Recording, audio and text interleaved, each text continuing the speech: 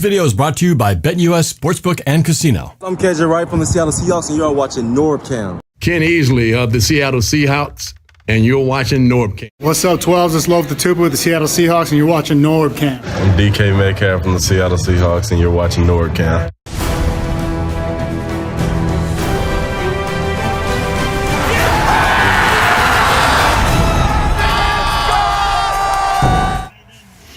What's up, everybody? NorbCam coming out here. It has been a while. I don't even know how many of you guys are going to tune in because it's been so long. I've been out of the loop, out of the country for the last few weeks. Back just a few days ago and getting back into the swing of things. Been on a 2-week cruise vacation in Asia with the family. So I've been pretty disconnected the last couple of weeks. No internet, really very good internet that I could do much with. So kind of jumping in here last second to stream this playoff game between the Seahawks.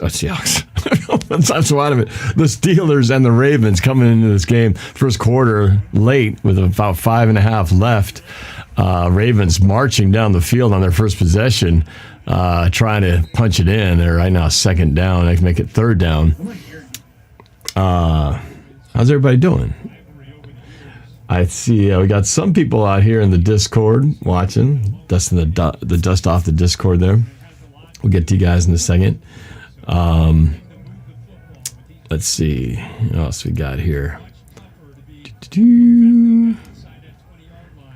All right, there's a few of you out there. There's a few people out there watching. Appreciate you guys. You haven't completely forgotten entirely about me. Like TSG Jomo, Eric Edelman, yo. Good man, what do you think of the grub firing? I haven't had a chance to talk to about any of this stuff. Throws, touchdown. Not a big surprise. Ravens going up on top 7-0 here. First quarter, Rashad Bateman with the score. Ravens are 9-point favorites, I believe. And according to BetUS Sportsbook and Casino, who has been the sponsor of my channel this whole NFL season, shout out to BetUS Sportsbook and Casino. Remember to put in that YouTube code YouTube 150 if you join BetUS. There's still some games to bet on if you are into that, and if online gambling is legal in your area. You can put some money on these games. The kick is good. If you think the Ravens are going to win this game by 9 or so far, they're on their way to it. Let's see what we got here. Yeah, there we go. There's that game right here, showing the 9-point favors Baltimore. And I got a commercial break right now, but back to it. I'm going to jump in and pop in on the Discord momentarily here and chat with you guys because it has been such a long time since I've done it. And I've got barbecue chicken on the grill, so I have to run and check that too so before I let it burn. So I'm going to run out of here for a second. You guys in Discord keep chatting away while I have this commercial break. I will be right back. Again, 7-0 the score, early action. Ravens on top of the Steelers. I'll be right back to chat with y'all, but thanks for coming down and watching this video. Kaylin Too Saucy, what's going on? Am I going to stream tomorrow's games? Yeah, I plan on streaming the games tomorrow. Andrew A., did you get my new lyrics and the video clip for your 2024 music video? Because the first time I did lyrics, it was a mistake for me. No, actually, I got what you sent me, and it's almost done, actually. I've been editing what's going to be a lot of people have asked me, am I going to put together a final Seahawks? Was no longer really a prediction music video, but it was my culmination of all the music videos I did throughout the year. Didn't get a chance to finish the last two, but I did have songs prepared. I just didn't get to upload them before I left on my trip. So I'm going to put them down anyway and see how do something different that I haven't done before, where I'm going to actually show the scores as they appeared, as I predicted they would be, and then show what the actual scores turned out to be.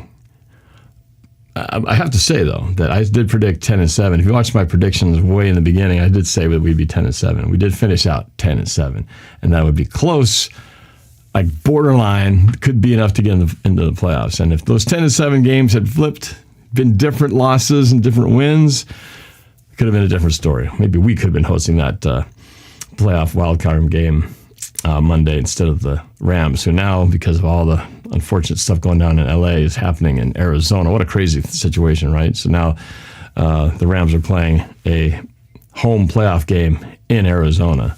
That's funny because they offered the Los Angeles ticket holders and the Arizona Cardinals ticket holders first dibs on the tickets.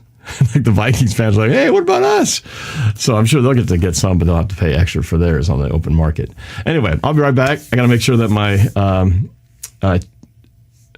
chicken doesn't burn. I'll be right back. What is this? Tyler P. Turn off your ads in Discord. We can't hear. What does that mean? Turn off your ads? I don't even know what that means. What does that mean? You guys can't hear each other in Discord? Interesting. I will have to look into that and see what the heck is going on because I don't know what is the issue with Discord. Anyway, be right back. Kickoff in, touchback. Steelers will try to answer. Be right back before my chicken starts burning. You can hear stuff in your Discord like commercials. Oh, how interesting. Oh, I see. I must be sending. Oh, I know what it is. I'm just sending the live sound from the thing. Anyway, I'll be right back. First down, Steelers.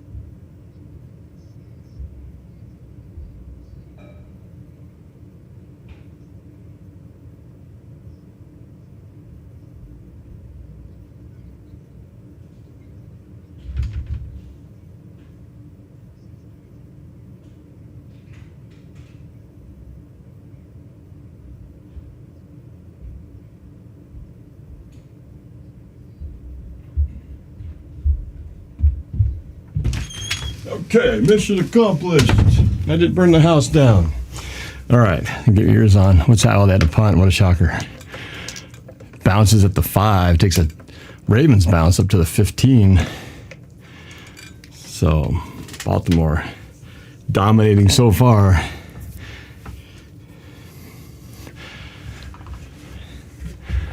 All right, let's see here. All right, I'm going to try to connect to the Discord here and see what's happening. Oops, that's not Discord. Hold on a second. That's the Discord. Okay, can you guys hear me in there in the Discord? Do we have this audio problem anymore? Are we all good? You can't hear me still? You still can't hear me? You don't hear me? Wow, that's exciting. Let me work on that for a second. I think everybody out there can hear me, but you guys can't hear me. I'm working on it though. How's everybody doing? Happy belated New Year to all you guys. Okay, let's see. Oh, that's the problem. Oh, I see. You guys are getting like my. That's funny. You guys are getting like my feed from the different channel. That's hilarious. That's the stuff that happens when I've been gone for 2 weeks. Okay, I think this should solve that problem right about now. There we go. That should solve that problem. And this should solve this problem, right? There you go. All right, how about now? Can you guys hear me yet? Can't hear me? You still can't hear me? Discord, you still can't hear me? Oh, wait a second. Oh, I got you. I got it. I'm working on it. Okay, how about this? How about that? Is that working? Can you guys hear me yet? Hello? I don't know what happened to my Discord. It got all whacked out. Is that good now? All right, tell me if you guys can hear me okay now. There's no weirdness, no commercials, no like other noise going on. Oh yeah, it was just a funky route. There's audio routing going on, and what happened was I had my cable channel was routed to some other channel, and that was being piped into Discord. I didn't even hear it because it was going to you guys, and then anyway, everything got all messed up. But it's all good now. It's all good. How you guys doing? I see Jade in there. Andrew A's in here, Flashy Adam, Landon Lyons. Is that Tyler?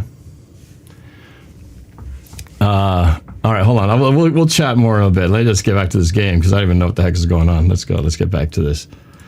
Oh, it's like a little reunion, like 2025 reunion with all you guys. I feel like I've been gone for a month because I kind of pretty much have. All right, here we go. Ravens with the ball, first down. Give to Henry. Ooh, he's tackled by the toe. Goes down after about a 2-yard gain. I know who you guys all rooting for. Voice meter. Yep. Voice meter is right. Bunk 2Z44. Who are you guys all rooting for in this game? You guys rooting for Russ and the Steelers to pull off the upset against the Ravens, or you guys all in on the Ravens? The Ravens are most likely, probably the favored team in the AFC, maybe the Bills, and unless you think the Chiefs can three-peat. Chiefs looking not so good, getting thumped by the Broncos, much to the chagrin of the Bengals. I was watching that. I don't know if you guys watched that show. By the way, the completion here, 3rd and 4 coming up. There was on HBO Max, they've got this Hard Knocks AFC North. Pretty good entertainment, especially since some of their teams were kind of play out bound. Hit the throw. Ooh, what a catch! Wow, that's about 20-yard gain to Lively down to the left sideline out of bounds. Big gain right there as the clock runs 1:15 left in the first quarter. Or likely. Not Lively, it's likely. It's likely that it was Likely who made that catch.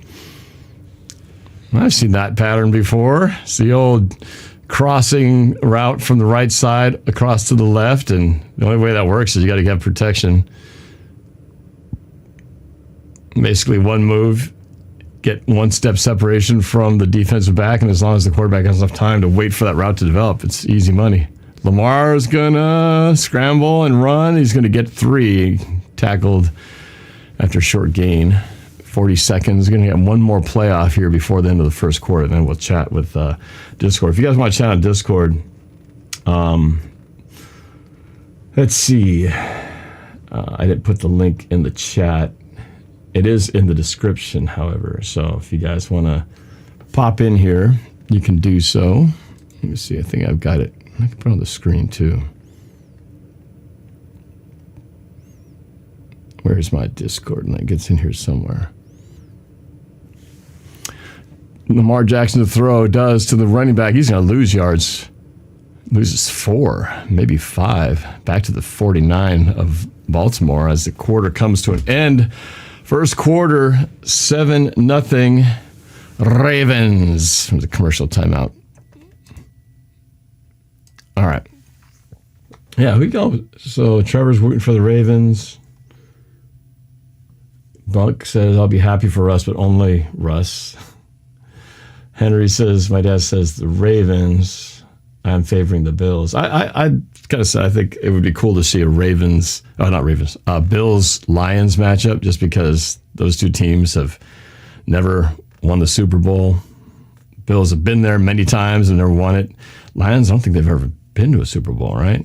So that would be pretty cool. It's like hard not to root for one of those two teams if they make it. Chiefs, like we've seen that movie enough. Though to see a three-peater would be historic. Ravens, they won one in 2000. They won one in 2012. They're always right there in the mix. But Chargers sucked it up today. Anyway, let's talk to let's go to the Discord here. All right, let me catch up with. We'll go around the horn real quick. Let's just find out from Jade what's going on. Jade, how's life been for you in a 1 minute version? Since you have to keep this quick, what's been going on in your life? Lost your cat? Like lost it, or did she pass away?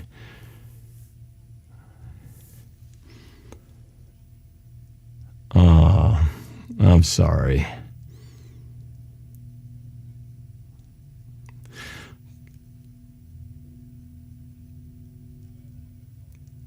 We have an echo?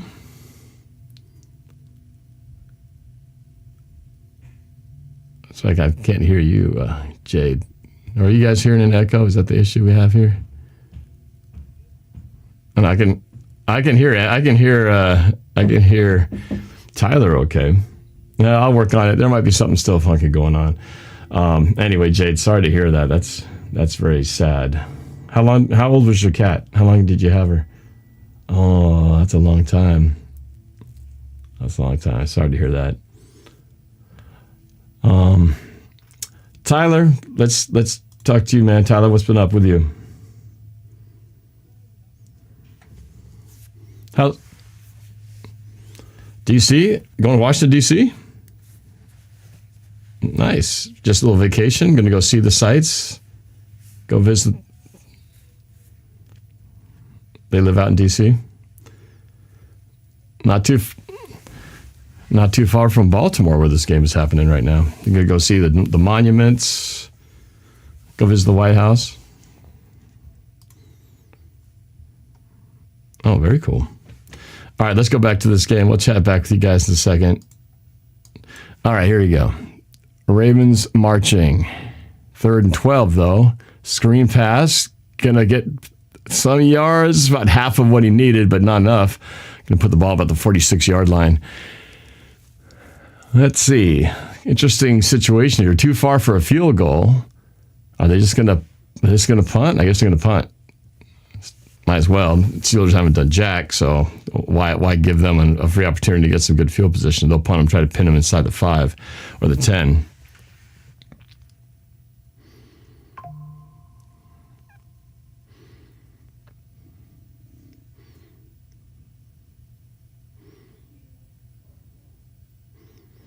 I say nobody deep for the Steelers to return. I figure they're just going to let this sucker go. And he drop kicks it, lands in the 5, but it goes in the end zone.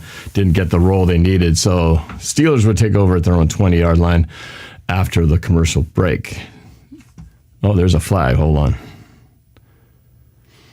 Early second quarter action, 7-0. As you can see down there.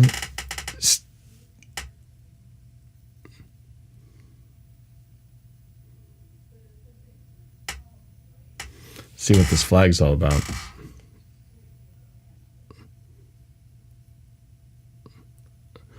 Illegal touching. All right, so it's still Steelers football. Where are they going to start here? Would have been the 20. Is it still the 20?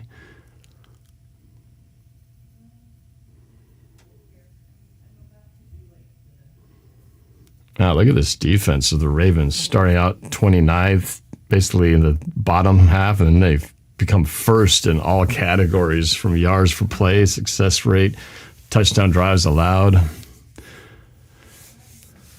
All right. 1st down and 10, Steelers, Russ going right to left under center. He's going to hand off 4 yards. Little handoff off right tackle. Somebody asked me about it's 7-0, by the way. Speakway was wondering about the score. Oh, they can't hear the Discord. What the heck, man? All right. Obviously, the bugs are still working them out, but we'll get on it. Russ under center again. Handoff to Harris again. This time he only gets about 3. It's going to be 3rd and 3 coming up. I'm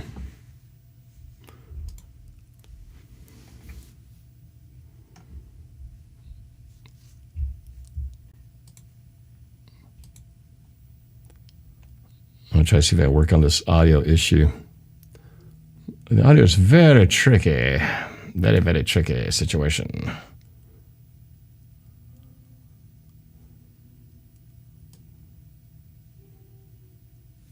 Russ swings it out to Freiermuth. Oh, he's gonna be short. That was a great tackle by Washington in the open field. I thought he was gonna get it easy, and he gets chopped down at the knees. I don't think he got it. It's gonna be right there at the sticks. It's gonna be a credit card short, I think.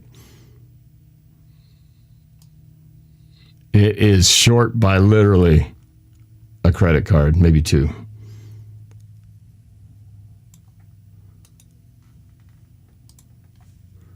Oh, figured it out. I figured out the issue. I figured out what was up. So they got to kick it. They're not going to risk it. Not going to risk it for the biscuit. Lets it bounce, hits at the 15, and it rolls sideways up to the 16-yard line. And the Ravens will take over there with 12:05 left in the first half. 7-0 still. Okay, all right. So I think I got that worked out. That's a great tackle. Wow. Nicely done. Okay. Let's try that again. Let me try going back to Discord again here. Okay. So hopefully you guys on the live stream can hear the Discord. Oh, wait. I got to listen to Discord. It's very complicated, all this. Really need an engineer, producer helping me. I'm just self-producing this myself. All right. I can hear you guys. Hopefully those guys can hear you. Sports Live in the ATL. My buddy in Atlanta, where it's been snowing, right? It's been snowing down in the south. What crazy weather. We've got, the crazy dry, hot winds and the fires down in California. And then you got snow down in like Atlanta and the whole southeastern part of the state. Meanwhile, back up here in Seattle, it's just typical. Cold, no snow, a little bit of rain, a little bit of nothing. I'll take that over this crazy weather the rest of the country's been having. He says, hey, Norb, well, not the season my Falcons or your Seahawks expected. Dude, it's a curse of 28-3. Never been the same since, man, damn it. Oh, my. Well, it's weird that this is the year of Super Bowl 59. It has been 10 years since Super Bowl 49. Can you believe that? RJ? I don't know who this is. RJ says, hello. Hello! And Power Girl Uma, a.k.a. Jade. Also, we have a new guest in the Discord. Oh, we do. Who would that be? Is that the RJ person? No, it's Adam. It's on my server, so I invited him here. Oh, Flashy Adam is the new guest? What's up? Oh, this Echo. Are we still dealing with Echo? Echo! Hold on a second. Let me think. I gotta think. I gotta think routing here. Okay, so I want to send that to the cable A is going to one thing, and the output is going from. Oh, wait a second. Oh, I think I know what the problem is. How about now? Oh. How about now? Has it gone? I think so. Let's see. Engineered it on the spot. It's still there. What? Get out of town. It's Seriously? still there. No way. Still there. What the F, man? That's crazy. God. That is crazy. Hold on.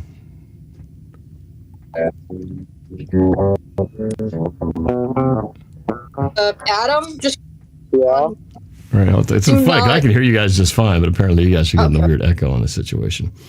What? Weird. So strange. All right, well, Heavy keep working on it. Meanwhile, back to the game as we'll continue to troubleshoot this live issue here. Technical difficulties here as this game continues on 7-0.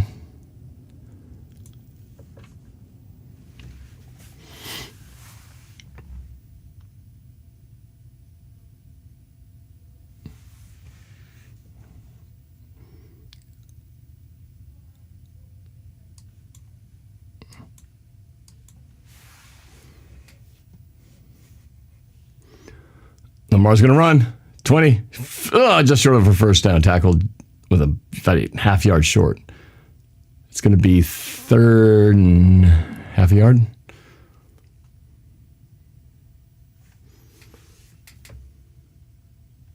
Isaac says, I don't get why people blaming everything on Geno. We need to fix the O-line. Henry says, no echo on the YouTube end. Yes. It's only the poor Discord folks who must suffer. Is suffering with the echo. Oh, they're going to push, and they got it. That was interesting. They did direct snap to the tight end Mark Andrews, and he pushed it over. That's what Seattle should do, man. Just do their own version of the tush push. Come up with their own name for it. Instead of the tush push, it'll be the ass pass or the butt scrum or something. I mean, it looks easy enough. Just put a big dude and put a couple big dudes behind him and shove him in the butt. Sounds like a fun time. All right, 1st down 10. Ravens at their own 26. Handoff, Derrick Henry. King Henry, one blitz doubling for 9. That dude is so big and powerful, man. The Ravens got so much. They got 2 like top rushers in not just Henry, but then you got Lamar Jackson too. And then you add a tight end. I mean, they got everything you want in an offensive powerhouse. You've got running game, mobile quarterback who can actually throw. You get a tight end who's clutch, and then you got some receivers out there because they're missing they're one of their best receivers right now with the injury. Read option. Oh, this time he almost gets it, even though he almost lost a yard. Actually gained a yard and got right to the line again. Going to be short again by a credit card. You guys remember that game where the ref measured the first down with like a credit card, puts it in there? You think it's short. You'd think by now they'd come up with a better way of measuring. Like they've been doing the chains thing since the day football was invented.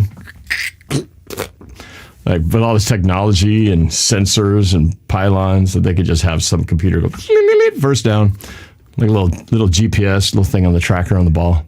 Of course, they'll just give it to Henry. He'll get it for 3. They could have done the tush push thing again, but pick your poison. 8:47 left, still 7-0. Ravens just churning along like a machine.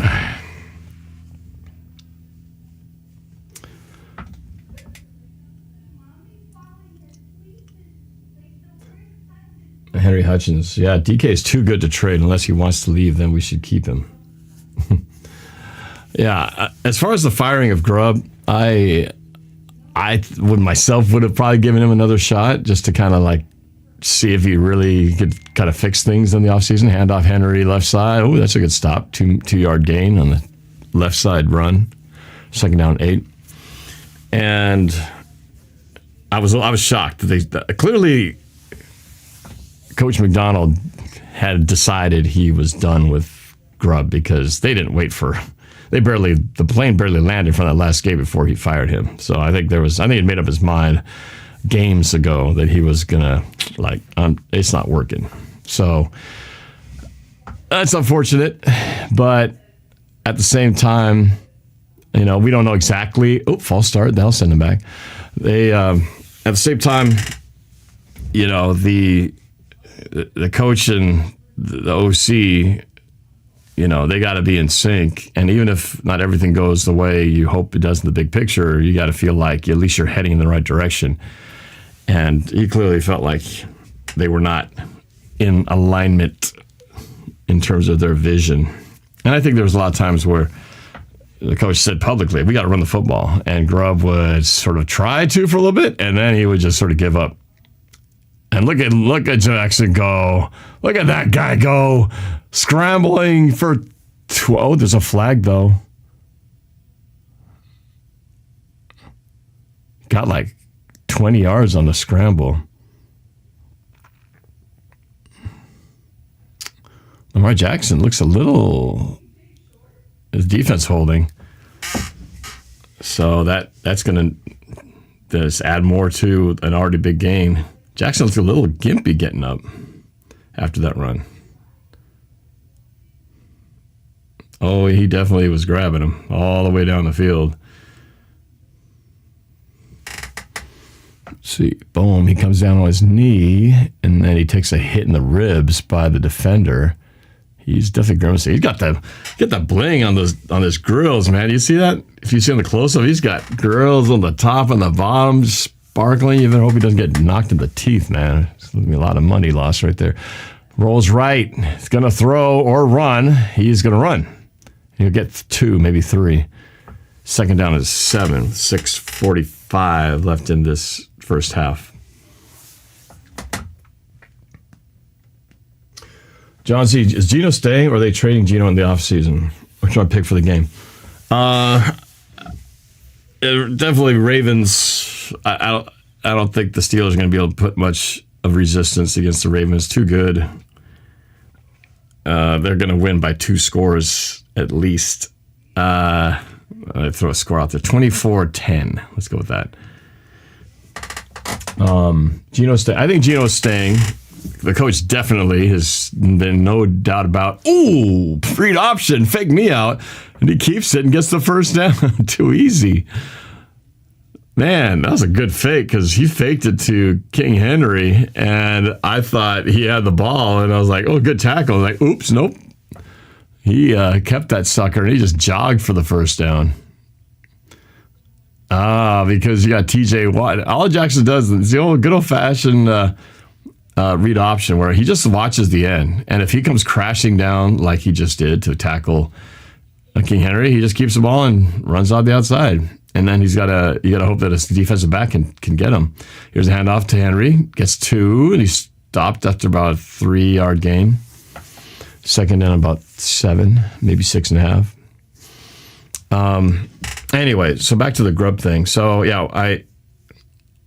what we've learned about Coach McDonald is that he definitely is decisive. He's clear about what he wants. I think he wants Geno back.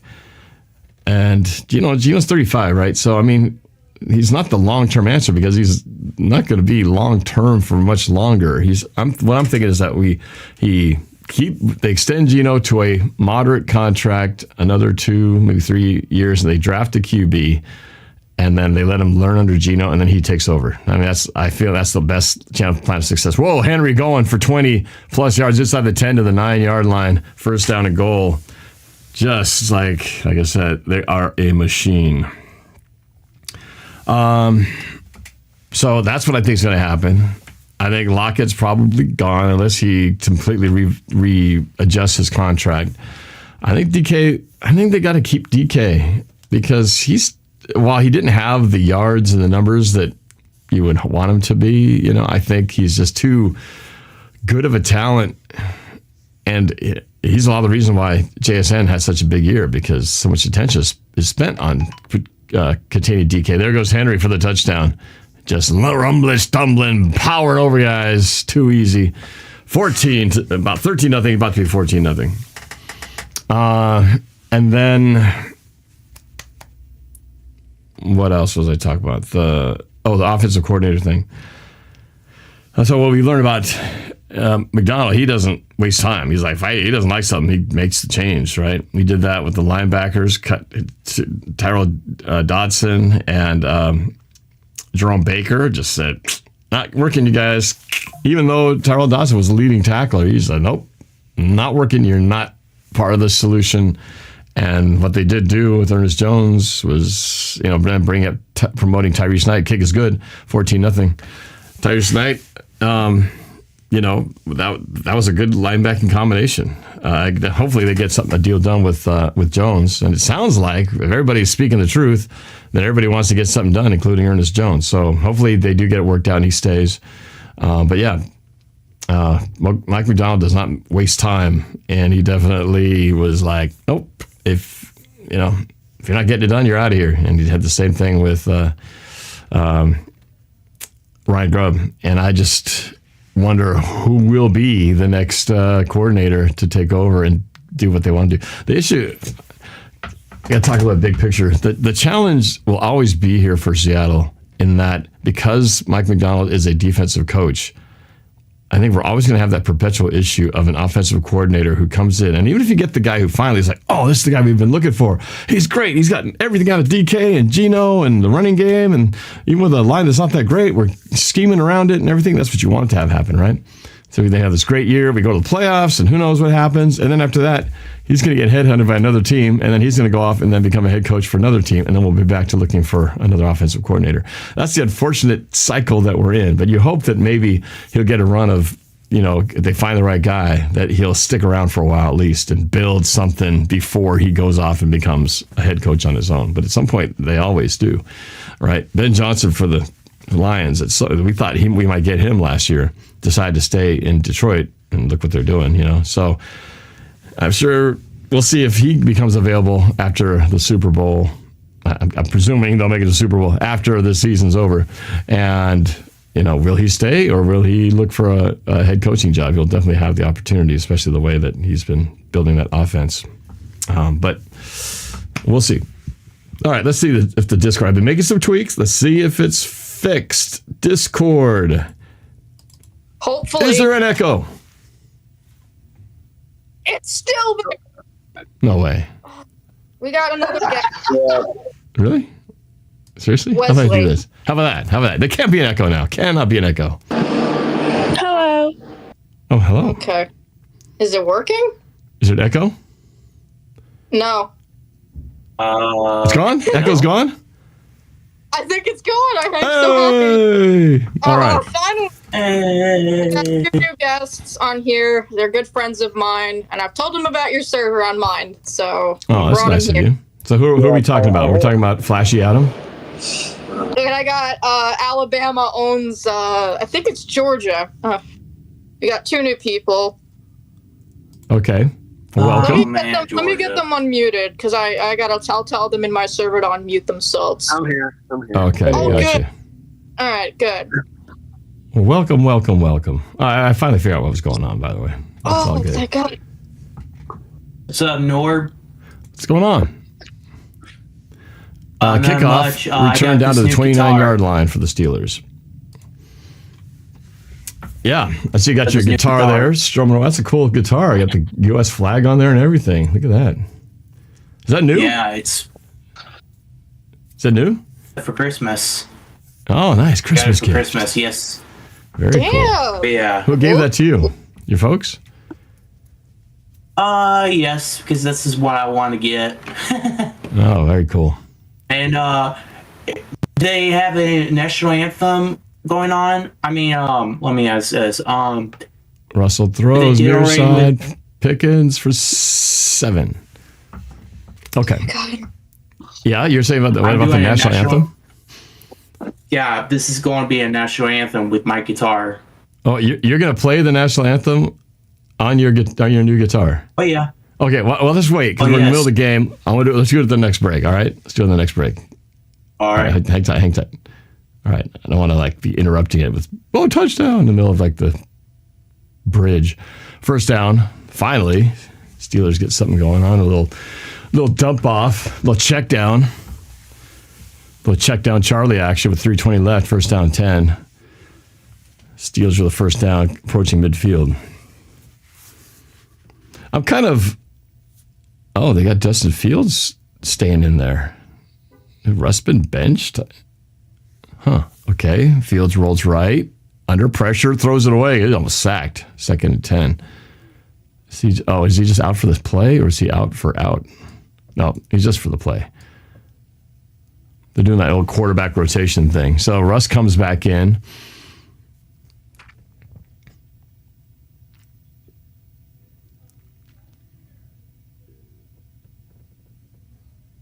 They got to come up with something better, man. They got nothing. No explosive plays here. Where's the deep ball? Where's the moon ball by Russ? I'm kind of neutral about the Steelers. I'm not rooting for them, but if they win, I will be happy for them. But I'm not strong either way. There's a little 3-yard gain. It's gonna make it 3rd and 7. They got to get this. They want any chance of getting some points before the half is over. 3rd and 8. Make it. All right, Russ. Let's see what you got in your bag of tricks. 2 receivers either side and a timeout called by the Ravens. See if this is the 32nd or are they going to go? We'll do 2-minute warning for the anthem by ACA. This will probably be a 30-second timeout if the 2-minute warning's right around the corner. Yeah. Oh, they're showing pictures of the wildfire. It's crazy, man. I have some friends who live down there. Fortunately, well, I don't know if one of them lives in Pasadena, and she said the fires were getting close. I don't know if their house got affected, but they actually stayed there during the 2015 season, the year we had that crazy snow or cold game in Minnesota. I watched that game in LA with the LA crew down there in the Seahawks bar, the backstage bar, and that was a blast. And I stayed with those folks. Rosie Williams and her husband, they're the ones from Pasadena, and so I hope they're okay, as well as their house. Here we go, 3rd and 8 from the Pittsburgh 44. Russell, the throw. Throws deep. Here we go. Right side. He's got a man. Oh! That's an offensive PI, though. Bro, you pushed off. Pushed off. Pickens is going to get called for an OPI. Didn't even have to do it. He was open. He shoved that guy unnecessarily. This ref kind of reminds me of what's his name? Fallon, the evening show. He kind of reminds me of him. Just don't push. Just don't push, dude.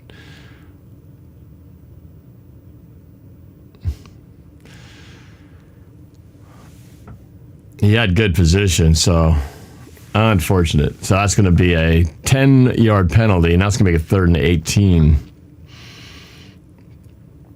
Oh, Russ. It's a good throw. Ball at the 34. They got to get to past midfield. Snap. Russ looking. Fire move, but I ain't going to get it done. That's only going to get you half the yards you needed. So it's a 4th down, and we get the 2-minute warning. Okay, that means we're going to get to hear ACA live playing the anthem. Let me bring you guys back in here. All right, let's go back to Discord. Again, if you want to join the Discord, check out the link in the description. Okay, ACA, you ready? Okay, so you're going to play the national anthem on your electric guitar. Yes. All right, let's hear it. Ready, please stand or do the for a national anthem.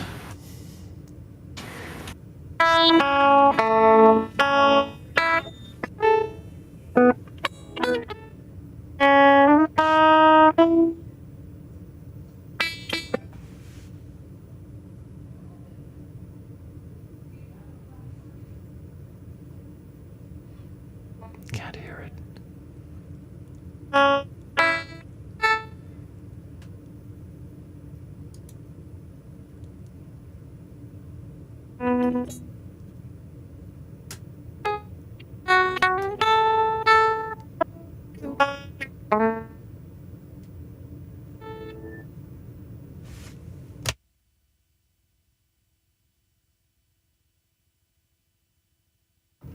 We can't hear the music.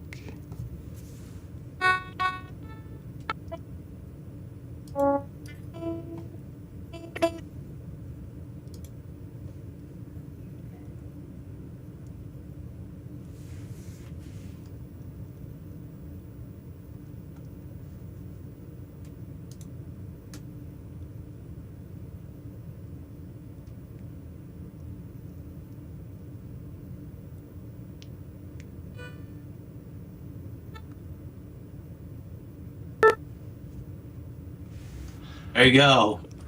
Well, from what I heard, sounded good. Unfortunately, about 80% of it was muted. So we couldn't appreciate your playing, but I think it's a Discord mic thing or something, but half the time there was no sound coming out. Did you guys hear it on Discord? You didn't hear it either, did you? I couldn't hear it. Did anybody else hear it? Oh, maybe. Man. hard, but I thought I plug into my interface too. No, I mean, I can hear you right now, but then you start playing, and I heard like the first 3-4 notes, and then it just started muting to where it was just dead silence while you were playing. Trying to do that process of the position with my fingers. Oh, it's not your playing. Yeah. It's a technical thing. There was something in the Discord mic or something was like cutting it off. It was like muting it.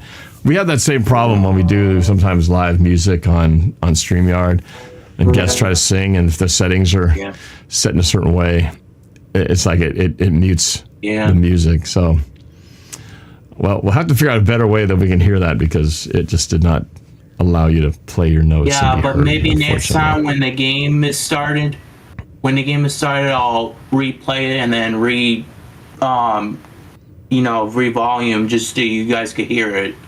Yeah, I don't know, because like when you talk, it sounds fine, but when you were playing, it just suddenly started muting the music. So, and it had nothing to do with the way you were playing. I'm sure the way you were playing was fine. It's just a technical weird thing. So, anyway, I appreciate you at least making the effort to do it. I'm sure the rest of it sounded great, because the little snippets I heard was pretty good. So, all right, let's go back to the game here.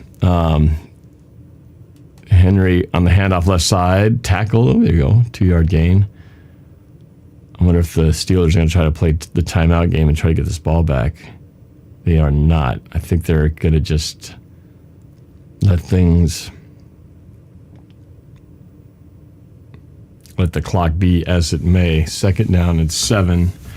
You might want to check your settings if you have it on your computer, because when you go to your audio settings, you can change, I think, there's some audio stuff. You would definitely want to turn off your echo cancellation and your noise suppression, because when that's on, it like clamps down on stuff. So if you have good sound, you can turn echo cancellation off and put your noise suppression to none, because I think it's usually the noise suppression that clamps that stuff down. Anyway, something to check on your settings. All right, what do we got here? Did we get a timeout? They do take a timeout finally. Why'd they wait? Why'd they wait so long? Anyway, we're at a commercial break here.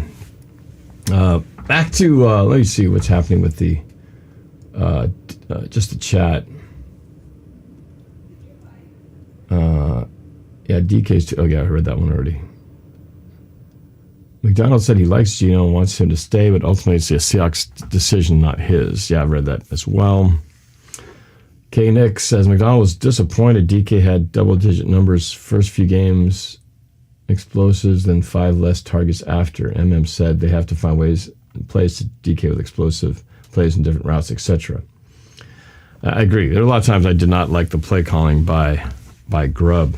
I said from the beginning, I felt like he was trying to run a UW offense where they had the best line in the country against, with a team in the Seahawks with one of the worst lines in the country. You can't take the same plan and just say, let's carry that over and try that.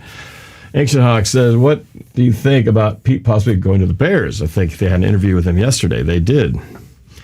I believe he's also being considered for another team. So it's interesting, right, that Pete Carroll and Bill Belichick, we already knows, went to what, UNC to coach football there. And Pete Carroll trying to get back in the game. Man, dude's still going at it. He's 73? 74? He wants to keep coaching. Guys, get the fountain of youth going. It's going to be weird. I mean, no weirder than seeing Russ now with 2 different teams since he left the Seahawks. I never thought that would happen. But, yeah, it'll be interesting. The Bears are a mess, so that's a work in progress. But they do have a good quarterback in there, talent-wise. They just got to fix a lot of other stuff. Mr. Potato Guy, Eric Henry, keep the practice up, he says. I couldn't hear it, though, so I didn't get a chance to really evaluate how it sounded. But like I said, the first few notes sounded pretty good. All right, halftime is approaching here shortly. That first game earlier today, man, what a dud.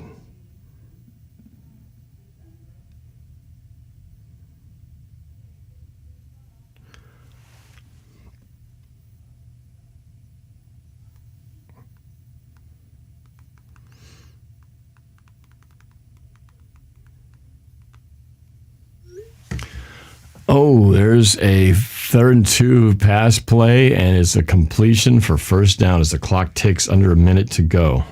So the Ravens are now trying to get that last score. They're trying to do the halftime score trick here as Lamar rolls right, throws across his body, complete to Aguilar, midfield, and then some to the 47-yard line of the Steelers. They call a timeout. That's their second. So they have one timeout left, 42 seconds left. They're kind of trying to get into field goal range, if not more.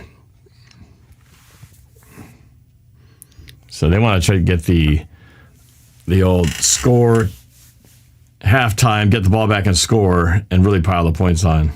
They're hoping to make it a 20, like if they get a field goal here and get the ball back and get a touchdown, then we're talking 24 Zippo. Man, they had guys all over the place open.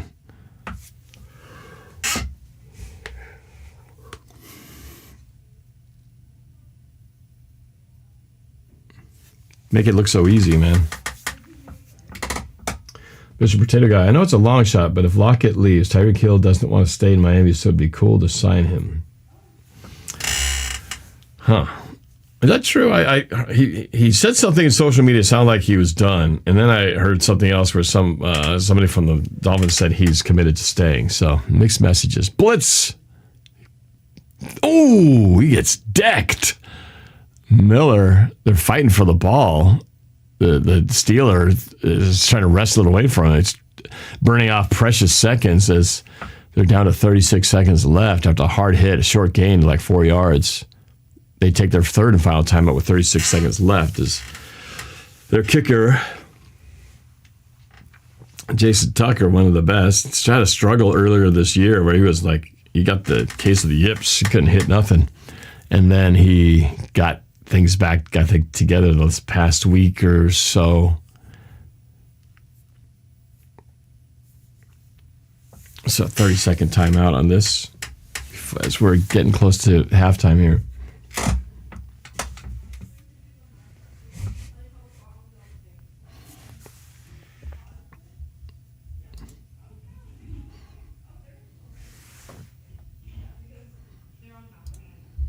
"37 seconds set on the clock."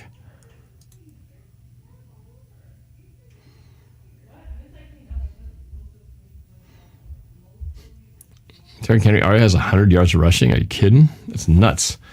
We had so many games, Seattle trying to get 100 yards. So rare would we ever get as a team to 100, less a single player to 100. He's got 100 for the half. But saying, man, playoff teams got to run the football well.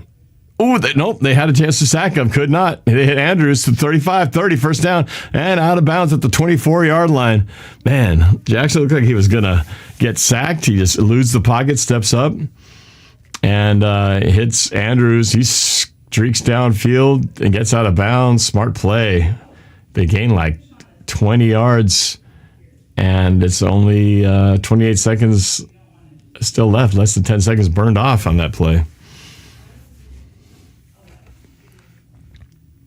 They could do the double touchdown thing around the half. That would put them up 28-zip if they can get in the end zone here and then score on their next possession. First and 10, ball to 26, snap. Lamar, time, throws, middle of the field, complete to life. Oh, my God, the stiff arm. Oh, man. He just put him down, but they got to hurry here. Rushes to the 5-yard line as the clock continues to run. He's going to clock it, I think. And he does with 12 seconds, make it 11 seconds left. Oh, my gosh, that stiff arm. Ooh, that's going to be on replays for a while. Hit him near the middle of the field, and as he's going towards the left sideline, just stiff-armed the defender. Put him down. So 11 seconds left. Look at this, 304 yards, 20 minutes to 9 time of possession. It has been a domination here. He's going to, nope, flag, timeout.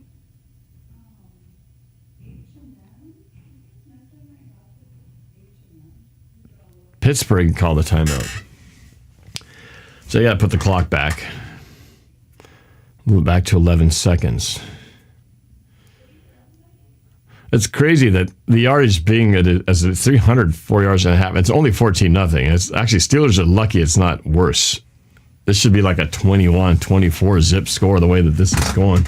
Probably because they haven't turned the ball over. That's one thing that they haven't done. They haven't given them a short field, but still. 100 yards of rushing, 139 yards of passing, and crazy.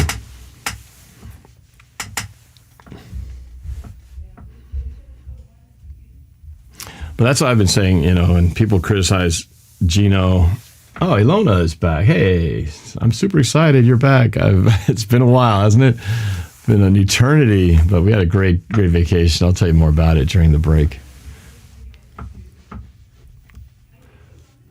Lamar to throw, looking, rolls, scrambles, dancing around, under pressure, steps up, throws, complete. He's going to get in. Oh, my goodness.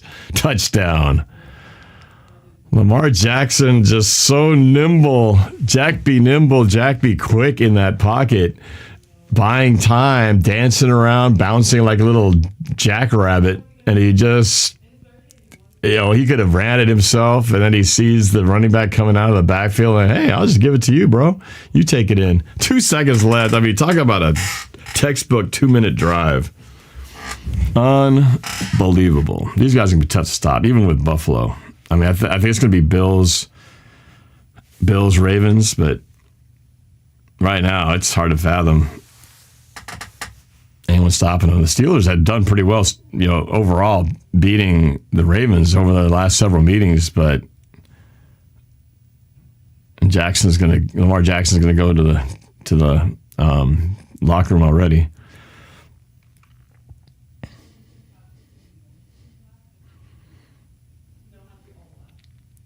Steelers in big trouble. It does suck that we didn't make the playoffs. We're so close again, like last year, right? Last year we were this close, missed it by a game or a win or a loss. Kick is good, 21-zip, and the Steelers or the Ravens will get the ball back, I believe, in the second half too. Look how much time he has. Just wiggling around, steps up, bought 7 seconds of time basically to allow his guys to get open. And he gets sacked. The danger there is that with all that dancing in the pocket, if he gets sacked, they get no points out of that deal. But he's just so good at keeping plays alive. It's the difference. That's crazy. So we'll have a kickoff and a kneel down probably, and maybe a return depending on where they kick it.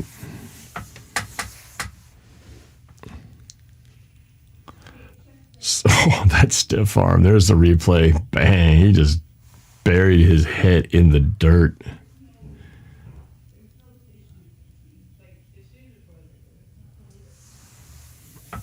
Two pretty non-interesting games so far. I mean, pretty dominating games in this first AFC wildcard, not going to lie. I mean, Chargers just crap the bed. Like, what happened to Justin Herbert, man? I mean, talk about having the worst time to have your worst game of the year. I mean, throwing picks. They'll let this ball hit the end zone. They'll take one knee probably, and then be halftime. But geez, in this game, talk about a lopsided scenario. No surprise, really. The Ravens were playing on fire going into this, and the Steelers were just sucking it, trying to not get in.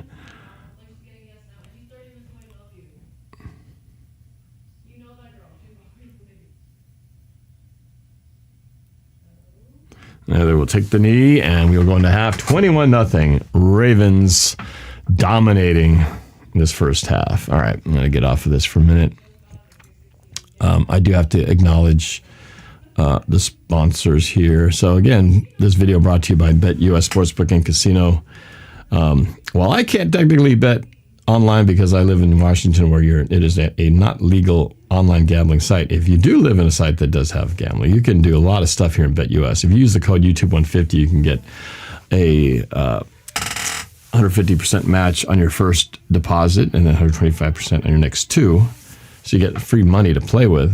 And you got so many options here. I mean, besides you have football, you can basketball, hockey, baseball, golf. You could have done the Tyson fight. And then not only, you could do the games and the odds on the spread, but you've got props too. So you could do parlays where you can have multiple bets on a single game and start looking into different aspects of, first downs, touchdowns, yards, and really go extra. So let's see, like for the upcoming games here, pretty close odds for a lot of them, except for, well, there you go. Bills are 9-point favorites against the Broncos. Close odds, Vikings barely favorites over the Rams by 2. The Eagles 5-point favorites over the Packers. That's going to be a good one tomorrow. And the Buccaneers over the Commanders, a 3-point favorite right there. So, but yeah, you can do parlays and you can do just different bets throughout the game here. So yeah, here you go. You can do over/under, passing yards, passing touchdowns, completions, rushing yards. I mean, it's just crazy. You can really just go nuts on here if you really want to get creative and play with it. But make sure you gamble responsibly, all right? Okay, let's go play with the Discords. It's probably Sophie playing the piano back there. She got to hear some nice little piano music background as we do this halftime show. All right, let's go back to Discord. Hey, it's Henry from New Zealand. What's going on, brother? Wait, let me turn my audio on my side so I can hear you guys talk. Where is it? There you go. Okay, we are back online with the Discord. Henry, how are things going for you, man? It's great. I just came from having some afternoon tea. Nice. I'll stay for the rest of the game. It's a lovely summer day down here. It's pretty funny how we for those of us who live here in America, you forget that in the other side of the world, the seasons are flip-flopped. So it's winter here, but down there in Australia, New Zealand, it is summertime right now, right? Yeah, prayers up for the people of LA. Yes, that has been like Armageddon. I can only imagine what it would be like to see that in person, but just seeing the pictures and the videos online, it's hard to fathom what that would be like. You could see it, but if you're not to be down there where you can not just hear it and see it, but smell it and feel it. I mean, that's a whole nother thing when you can actually feel it around you. There's nothing scarier than when you feel the heat of fire. So hopefully they can get some of that contained, because it's just the worst case scenario. Crazy. Hello, who's that? It's RJ. Well, RJ. Hello, RJ.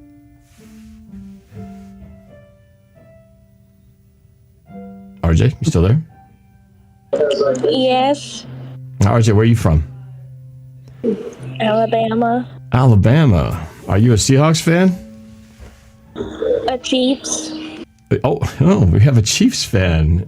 A Chiefs fan has infiltrated the NorbCam Discord. But that's okay. We welcome everybody. What brings you here? How did you end up in our little community here?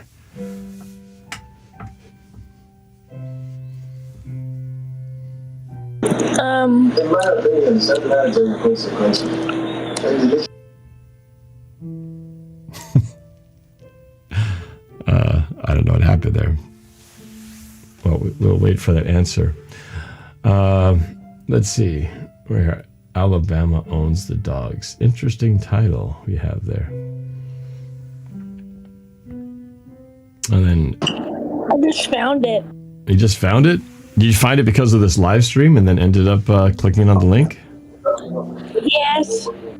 Oh, nice. Well, welcome. Yes.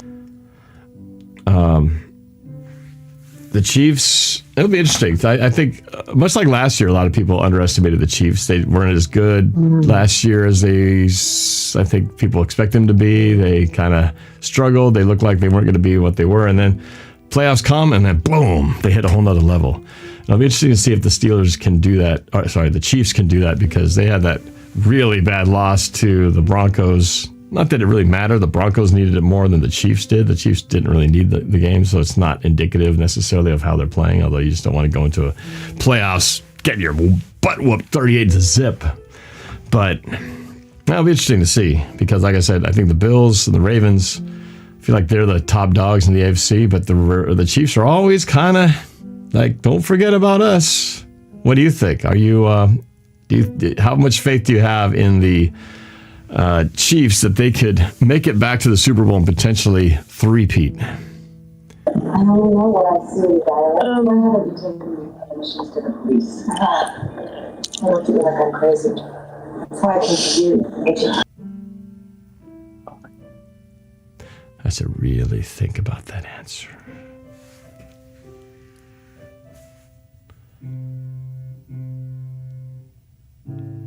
All right. Well, while you're thinking about that, I'm gonna break off for a second from the Discord and just tell you a little bit about this trip that I went. I didn't talk too much about it. So basically, this was a cruise that was planned by my folks several months ago, and wanted my family and my sister's family to join them on this 2-week Asia cruise. And so we did. Everybody was there with the exception of my niece who could not join. So everybody else was there though. My family of 4, my sister's family of 4 minus would have been 5 if their niece could have gone, and my parents. So it was a Norwegian cruise line cruise that was for 2 weeks, 14 days.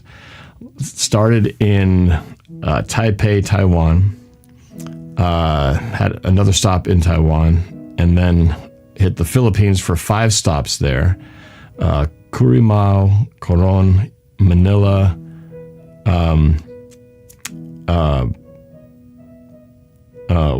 what is it? The 2 beaches, Palawan, and why am I blanking? The beautiful beach. Everybody knows it's world famous. Anyway, so there was those 5 stops, and then we went to the little country of Brunei, over to Malaysia, up to Vietnam for a day, and then to Singapore for 2 days. And that was the trip. So pretty amazing. Saw some sites that I had not been to before. These spots in the Philippines, aside from the city of Manila, I had never been to. Boracay, that was the other beach. Boracay, very famous for its white sandy beaches. So we got to see that. Got to go into an actual mosque for the first time. Went into the mosque in Brunei. It's this is a very wealthy country. So the structure and the mosques. If you look at pictures of mosques, they have those. I don't know what you call them, but they look almost like turnips shaped on the top. And these are gold. They're gold. They appear gold when you look at it from the outside, but it's not just that they appear gold; they're actually gold. Quite amazing structure. So we got to go inside and actually look inside for a little bit. And Singapore, beautiful city, a beautiful country, and it's very small as well. But man, just everything there. Airport is a sight to behold. We went to the Gardens by the Bay. If you've seen the movie Crazy Rich Asians, a lot of it was shot in Singapore. So we got to see a lot of the famous places in there that I'd seen before on screen. So it's cool to see that stuff in person. But yeah, really beautiful country. And yeah, great time. The ship was a lot of fun. If you've never been on a cruise before, it's definitely something to check out. I think it's not necessary for everybody. Not everyone likes the idea of having, I don't know, the cruise ship experience, but I think it's a lot of fun. Great fun for our kids. They got to make some friends on there that they like to hang out with. But what's cool about it is when you're on the ship, you have everything on the ship that you need. So plenty of food. Food's always available 24/7. And everyone's got their room. So when you get up, unlike when you go on normal vacations in a city, for example, if you're staying together in a hotel, if you're planning to do something, everybody has to be on the same page. Like, okay, we're all going to get up at 8 o'clock and we got to jump in the car or get in whatever vehicle at a certain time because we're going to go ahead into the city and do this thing. So the nice thing about on a cruise ship, you just basically wake up when you want to wake up and you can eat when you want to eat because everything's right there. You don't have to worry about leaving at the same time every day. So Except when it comes to port. When you go to port, you got to kind of like plan out your day while you're there because sometimes you only have one day at a city. But when it comes to this cruise ship life, you're really kind of on your own schedule. And you never have to worry about getting someplace. It's all right there like a big city floating in the ocean. We did get some pretty rough waves there, especially between when we left Malaysia to go up to Vietnam across the South China Sea. Waters got pretty rough. And you can definitely feel the ship like going up and down and side to side. And a couple of our family members definitely got a little woozy and were either just had to take some medicine to counter that or were a little bit down for the count for a little while, but nothing too serious. Nobody got sick and were throwing up or anything like that. So, but that, you'll experience that if you go on any cruises that are out in the sea. It's just sometimes unavoidable, but a lot of the newer ships, this is an older ship, actually the oldest ship in the Norwegian fleet. They remodeled it, renovated it for like $100 million makeover about 4 years ago. So it's been renovated, but it doesn't have all the new stabilizing features that the new ships do. And it's definitely smaller than a lot of the big ones you see on these commercials right now. The new ones are massive. The one we went in August to Alaska was one of the bigger type ships I've ever been on. This one's held about, I think, what was it, 2,000 something people, I think? Whereas the cruise we went on before was like 4,000 to 5,000. So the ship was just many more floors and just monstrous. This one was a little smaller.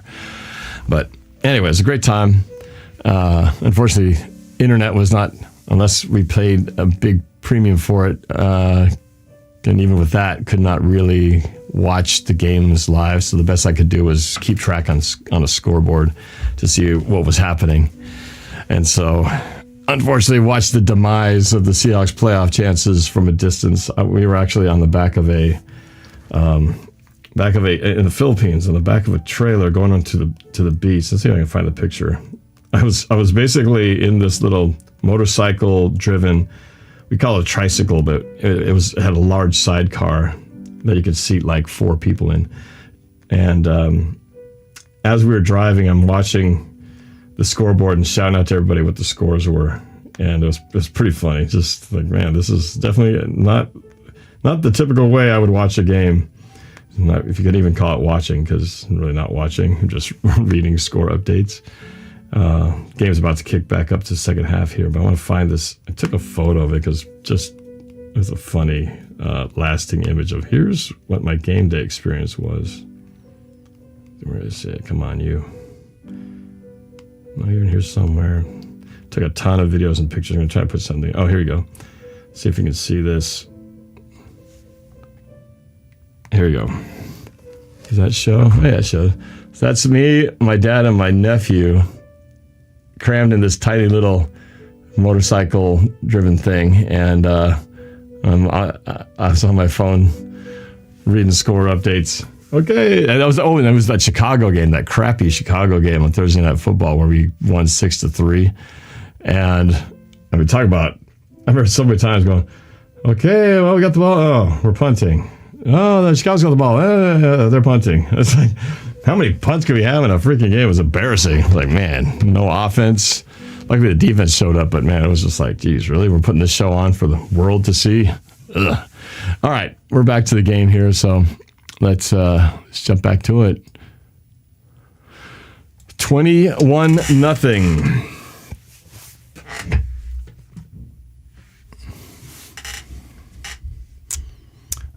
And here you go. Ravens with the ball, as I said, scored right with 2 seconds left, and now they get the ball here to start the second half at the 30-yard line. Let's see what they do. Henry, 3-yard gain. See if they get the coveted half score. Must be nice to feel like you've got so many weapons. So much, a quarterback, MVP candidate, a running back who can run guys over, a tight end who just finds a way to get open, and then even missing their best receiver, one of their best receivers, still putting on a clinic.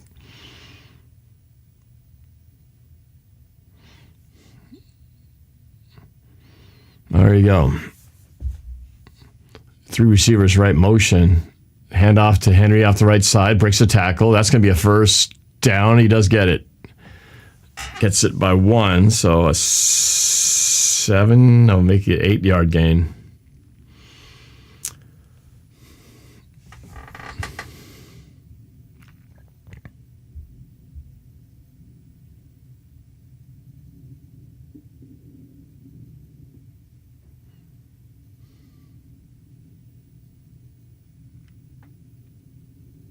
Oh, Derrick Henry actually, or I should say, Watt actually hurt his arm on that play, trying to make the tackle. Handoff, this time, different running back. He gets 4. Hill, the running back. To the 45, TJ Watt, he got kind of, his arm got kind of got looped in on the guard, Rosengarten, as he was blocking him, and it kind of, as he tried to make the tackle, kind of got it yanked on. And here goes Hayward back to the game. He was in the locker room. 2nd and 7 pitch. Hill again breaks the tackle, gets about 3, maybe 4. It's close to a first down, but a little short. Steelers really need to get a stop here if they want to stop this landslide and have some kind of chance. And it's going to be tough. They're going to probably give it to Henry or read option. Ooh, Watt is still out. He is upset because he knows if they can't play, that's bad news for the Steelers.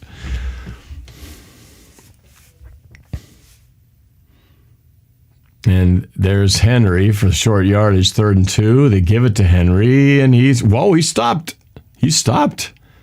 Maybe a yard. So they are right at midfield. They have to decide, are they going to be aggressive and push this thing or risk giving the ball to the Steelers? No, they're going to kick. Oh, wow. I just said the Steelers had to get a stop that they want to have a chance, and they did just that. So they'll get the ball back, and if they can score on this drive, that's a nice tackle by number 50. He's the one who saved it. So they will punt amazingly. Got the stop, so it's a smart play. Everybody loves to be aggressive these days and just go for it all the time. But really, it's like, why would you risk it? Why give them the ball back and not potentially not make it and give them the ball back at the midfield with a short field? The Steelers offense hasn't done jack all game. Let's see if it kicks. It's going to be taken at it's a nice bounce at the 2. That's like a perfect chip shot in golf. Nice high little backspin on it. Doink. Hits at the 2, and it just bounces really nowhere. Just goes right back to itself. So the Steelers, and this is why you kick it, right? You do it right. This is exactly what you want to have happen. Now the Steelers have to go 97 yards to get a touchdown instead of 48. So timeout, commercial timeout. All right, let's go back, chat with the disc real quick here.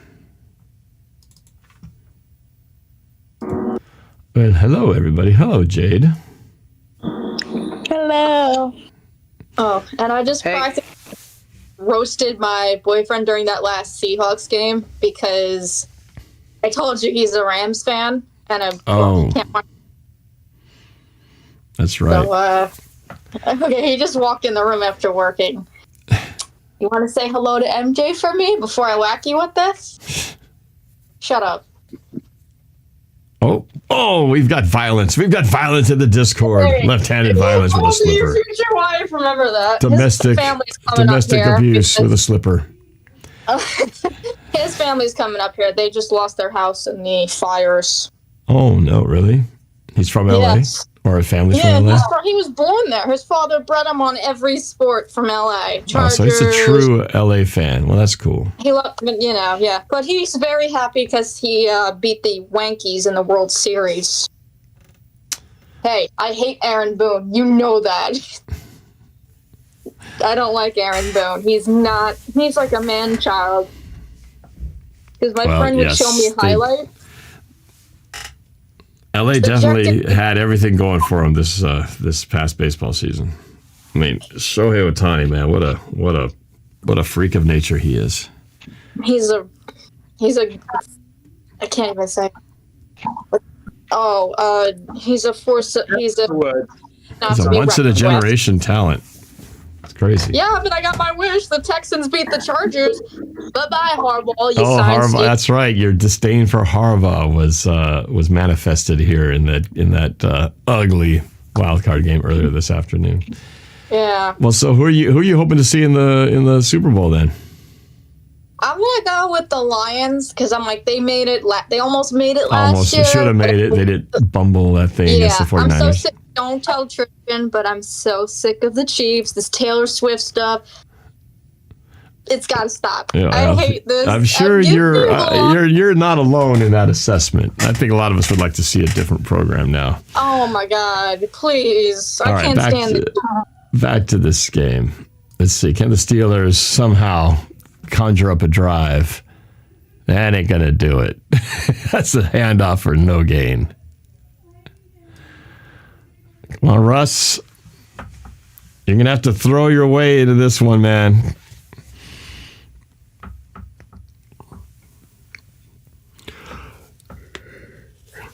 You got to get some explosives here.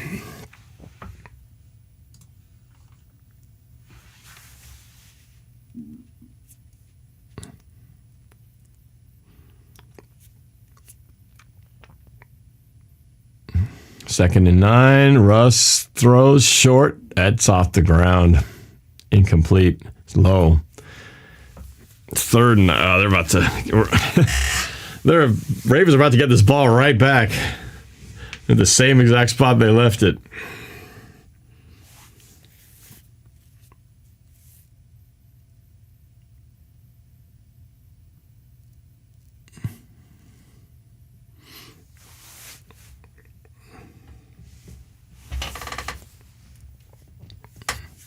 Third and 9, you gotta watch out, or you could turn the ball over here if you're not careful. There's danger here.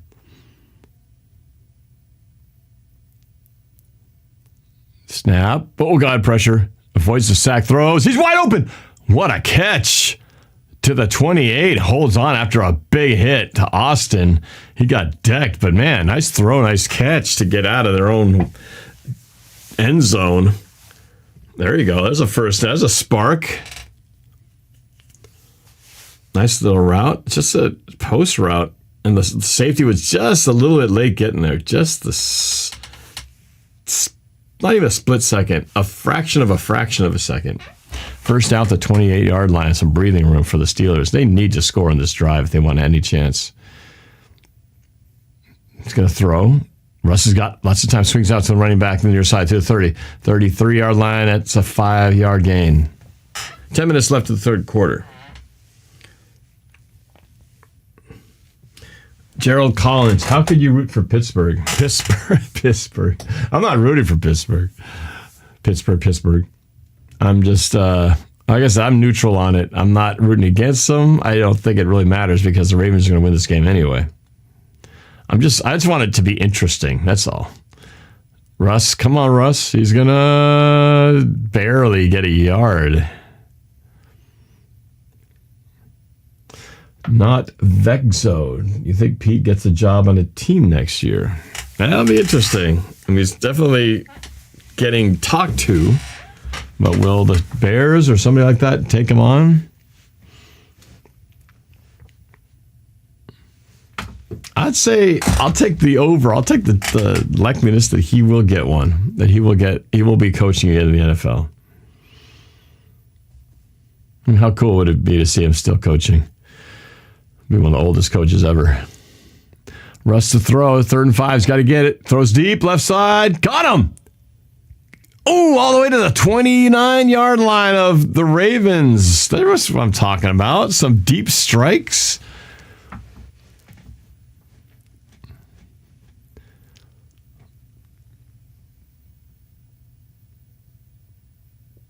Oh, a little crossing, a little rub route helped by his co-receiver there. Not interference, but little diversionary tactic there to get the defender off of him.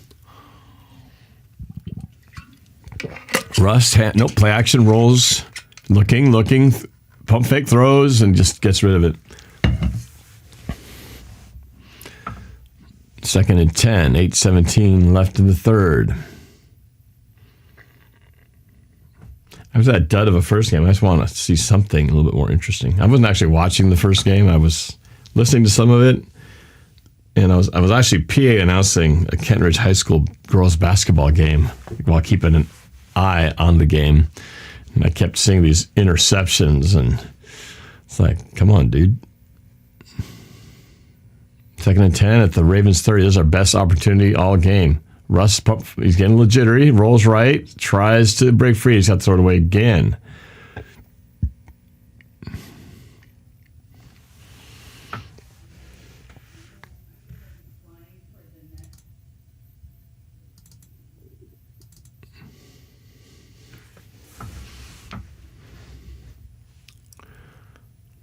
Jade, you're all alone in the Discord.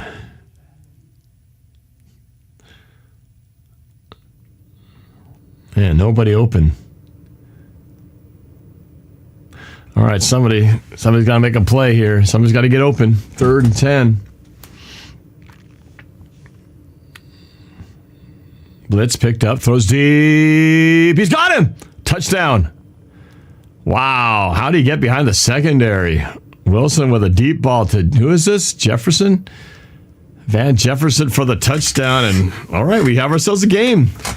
They stopped the 28-0 potential when the second half began, and Russ throws a perfect dime. Let's see nice move right there, and he times it perfectly, and the safety never gets back.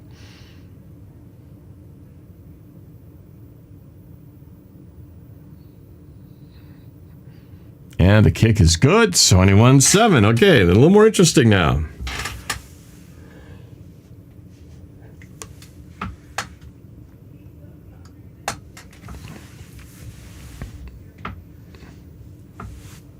There we go. Timeout on the field.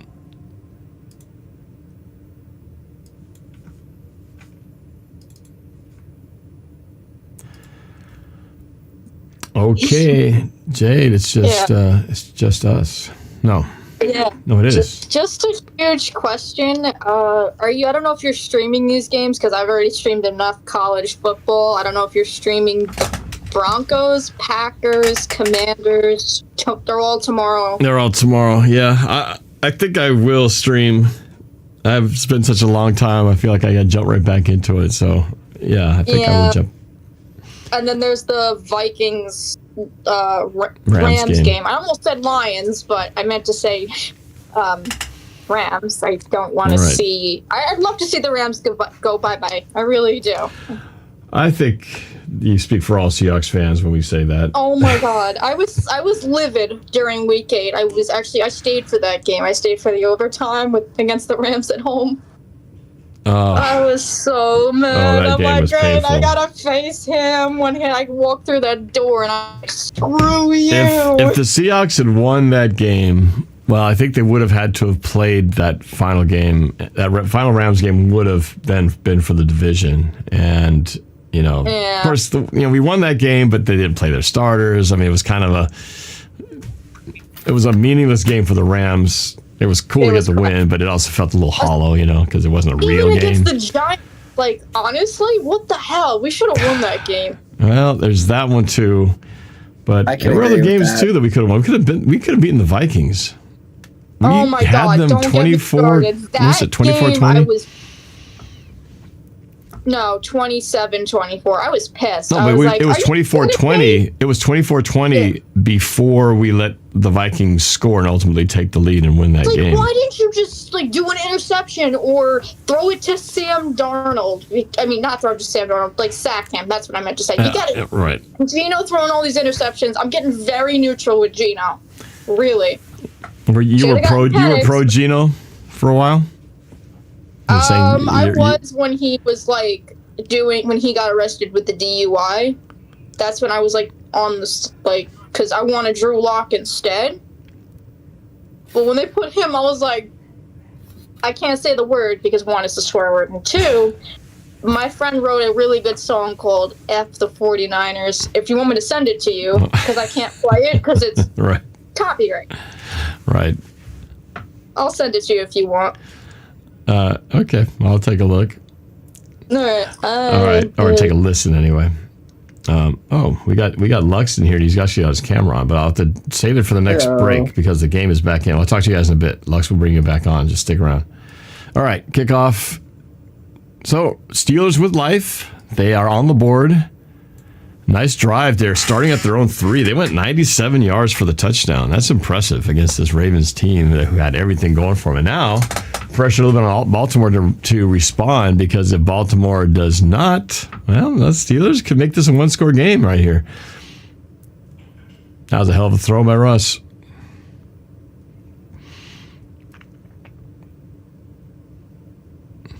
.805 left. Plenty of time. Plenty of game.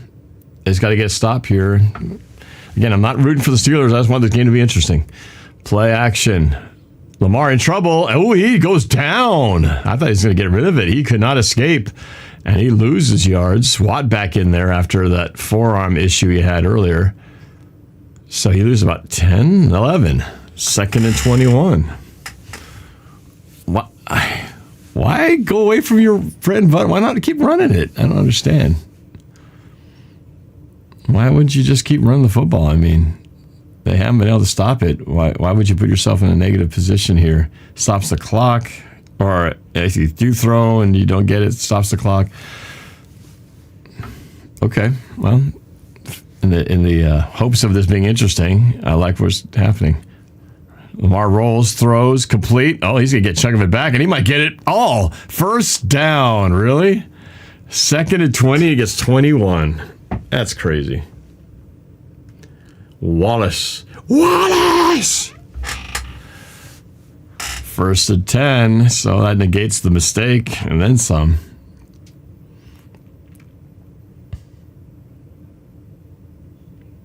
He's so fast, man. Like, Lamar Jackson just, not even only fast, but he's quick and agile. It's like he just so elusive.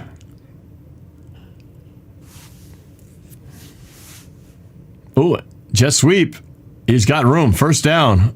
15 yards on the jet sweep to, who is that? Sims.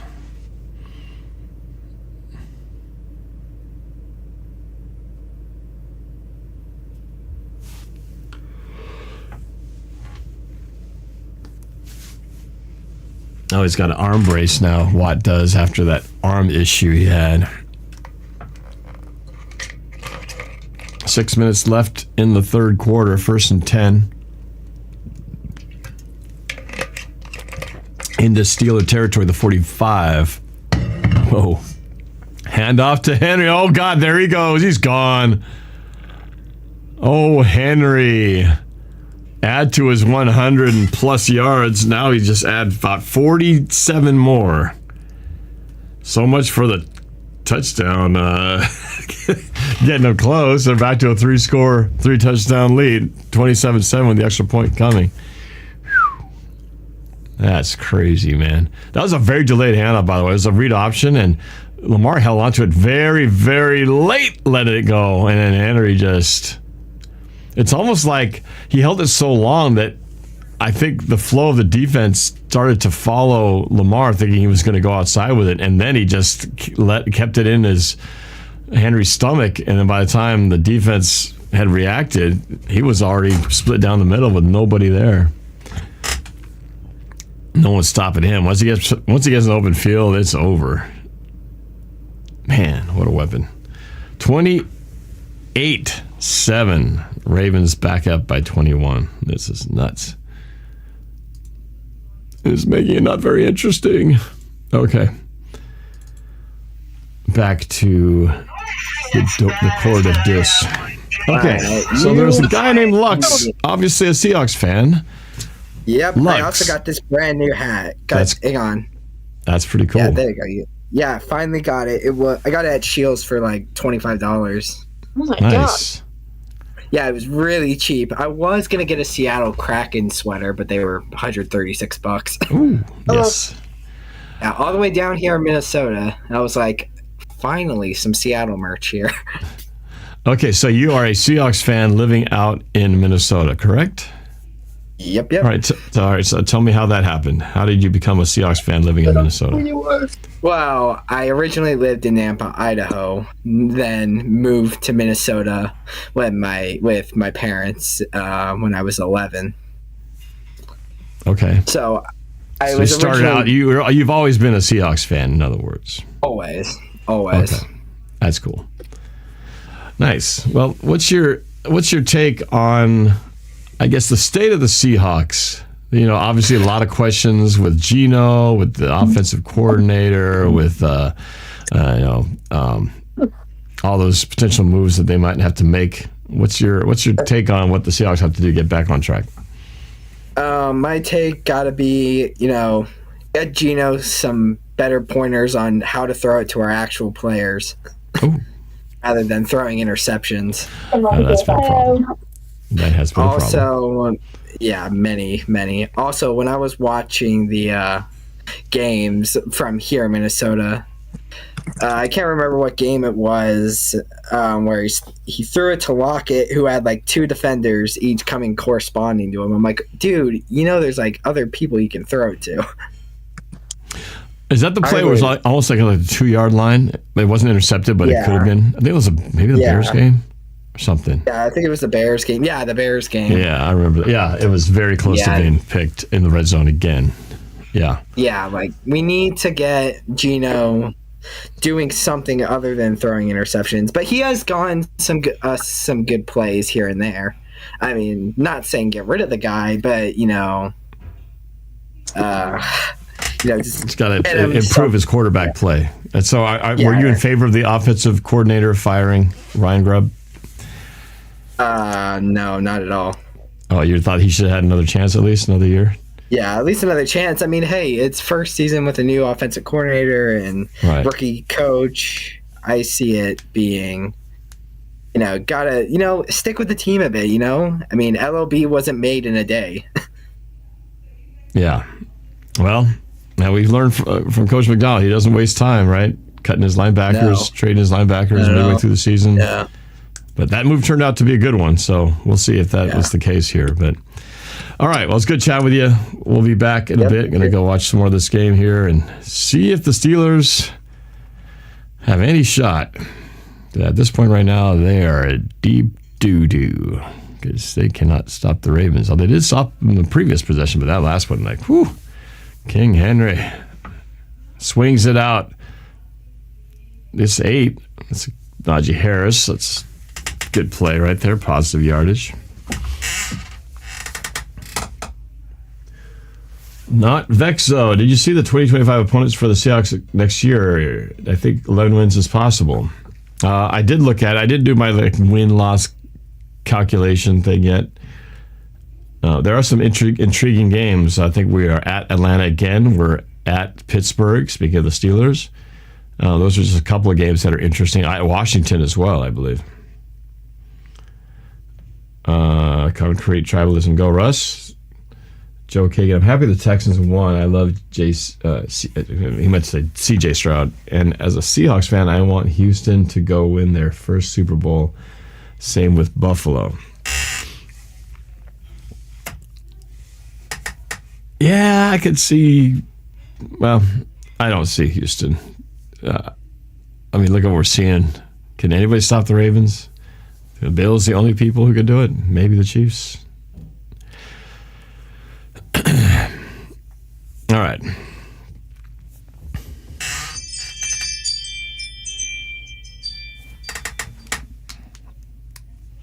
Who's at my door? Who got that bee knocking at my door?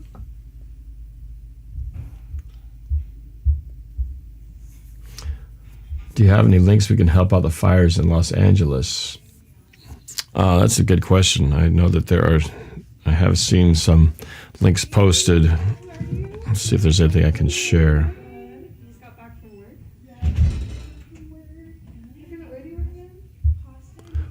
All right, 2nd and 1.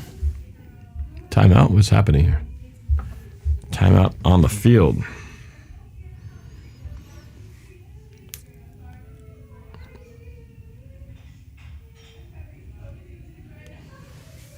Let me just see what. It's amazingly 16. Fortunately, only been 16 fire so far. 16 fire-related deaths. I guess they've done a good job of evacuating people from their homes before it got worse, where these people were able to flee before their houses went down.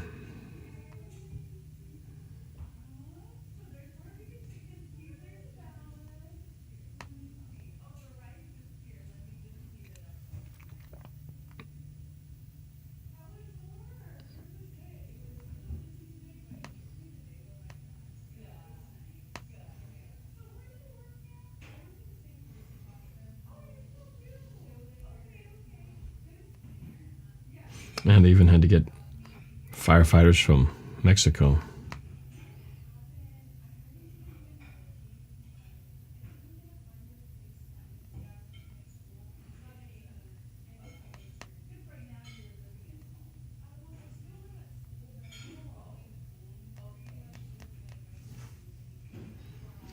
All right.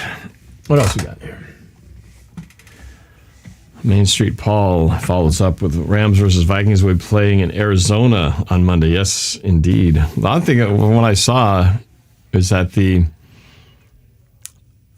initially the tickets that were made available were offered to the Rams and Cardinals season ticket holders. And I saw a lot of Vikings fans going on there saying, hey, what about us? It's kind of a rough deal. But it will be interesting to see what kind of crowd demographics they get at that game, because Arizona crowds, I mean, they're not even that strong showing up for their own team.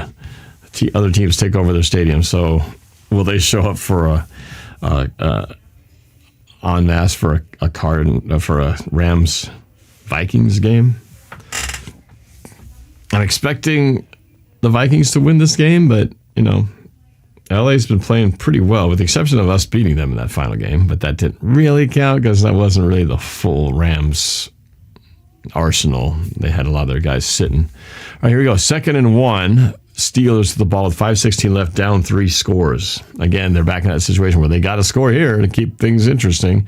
Najee Harris punches it through for 5 and gets the first down at the 43-yard line.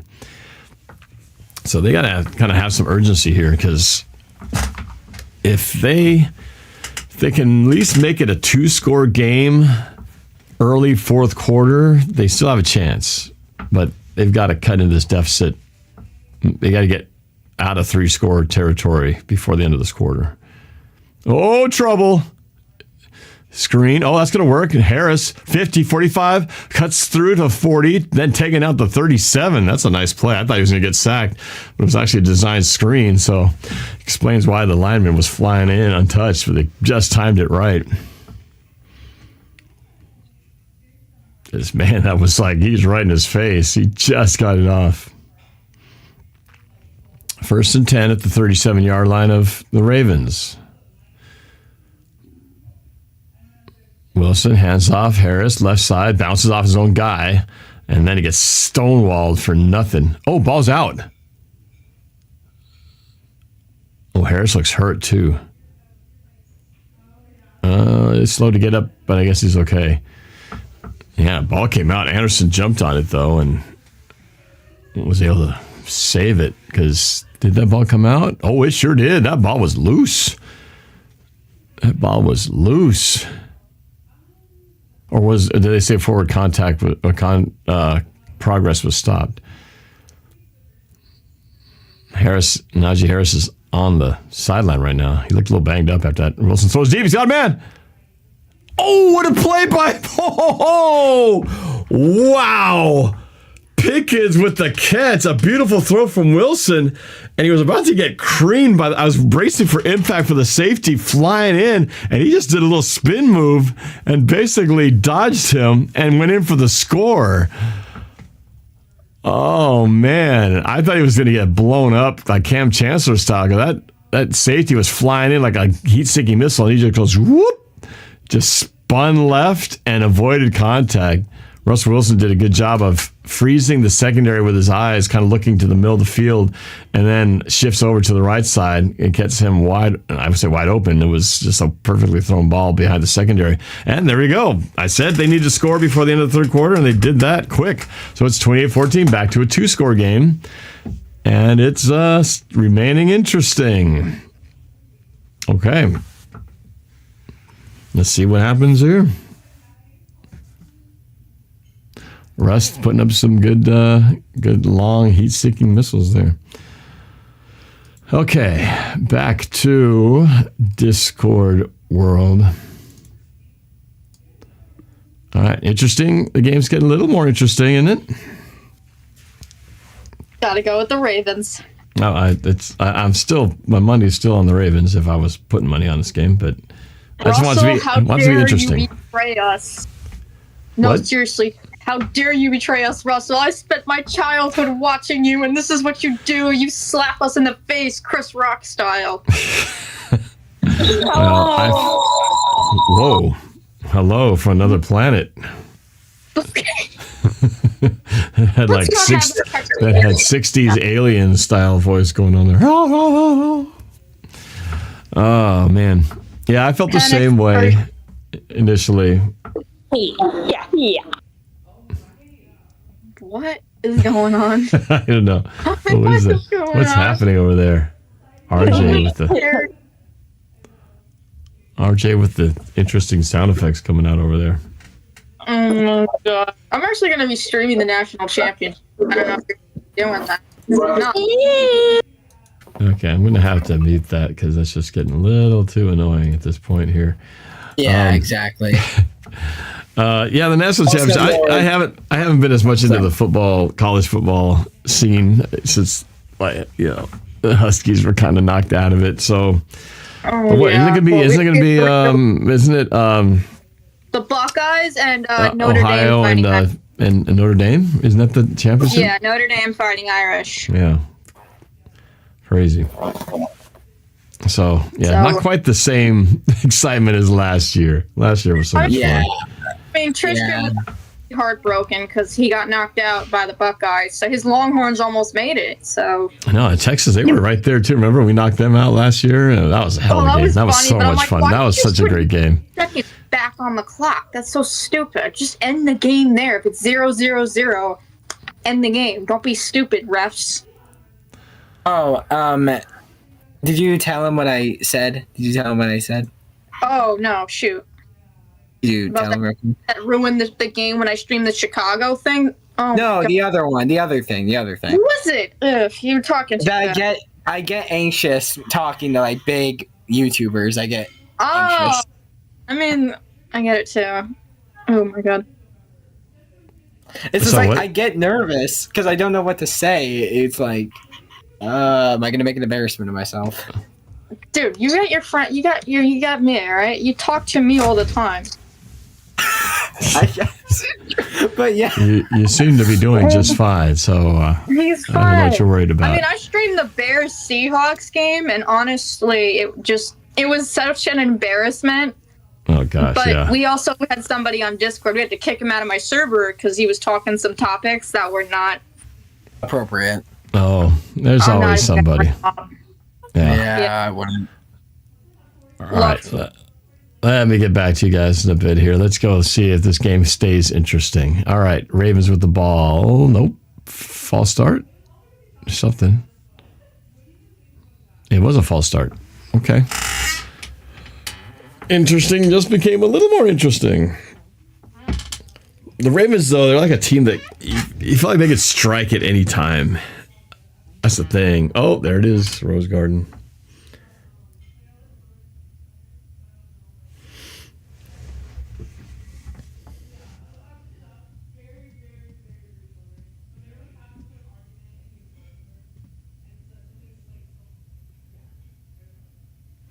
He's going to throw.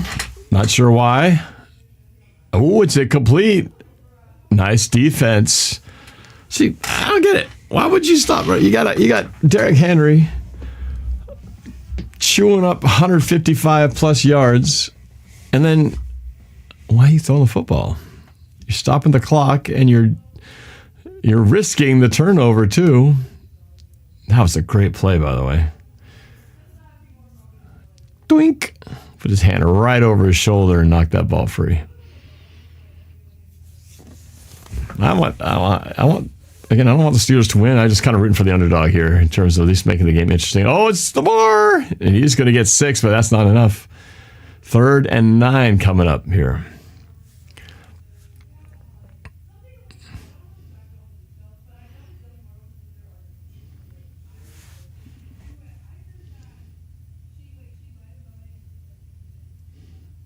They're in 10.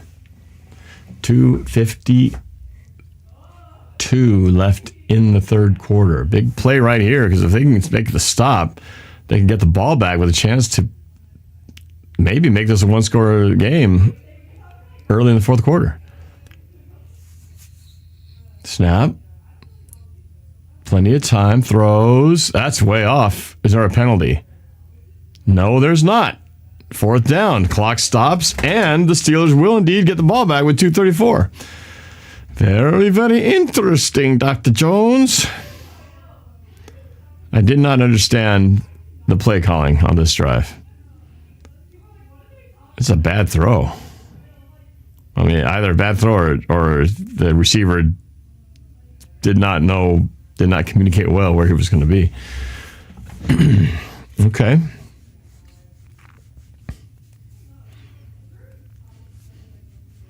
Boom. Oh, they hit the punter.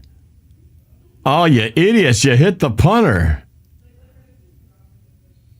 But it's only 5 yards, so it should, running into, it'll be 4th down and still like 5. I still think they'll kick it.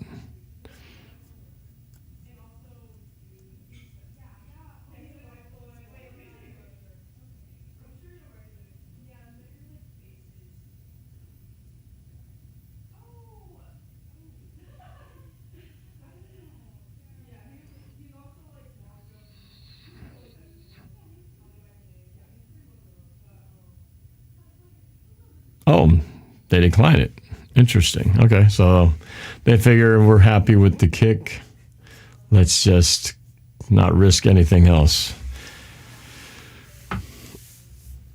So, Russ and company have a chance to make this a one-score game if they can score on this drive. Okay. Main Street Paul asks, what do you think will happen to J.J. McCarthy? Do you think Seahawks can get him? J.J. McCarthy? You mean the rookie quarterback who got hurt at the beginning of the year?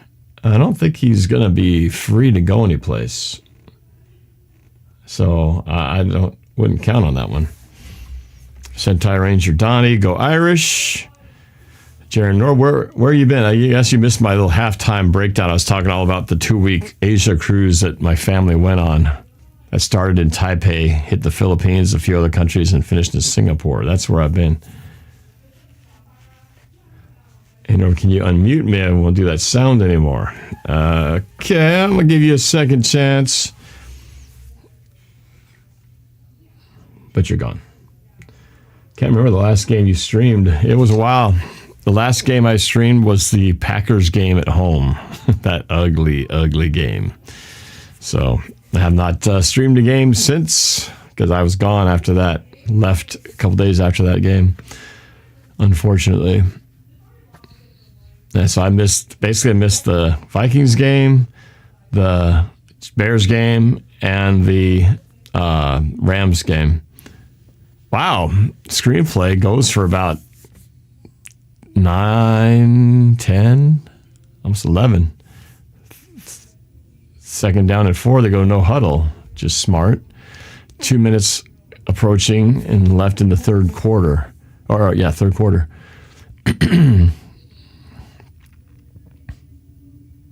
This is a very important drive right here, I must say.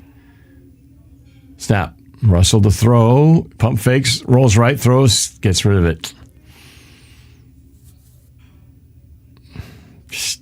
Where's the quick hot route, the check down?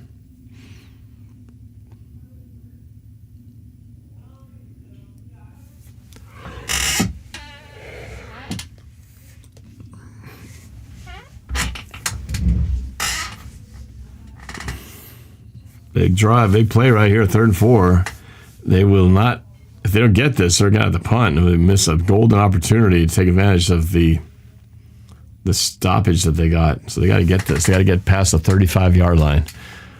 Wilson with 3 receivers left, 1 right. He's going to throw. He does. Slant. Pickens to the 42-yard line, 1st down with a $1:40 left in the 3rd quarter. So they keep the drive alive.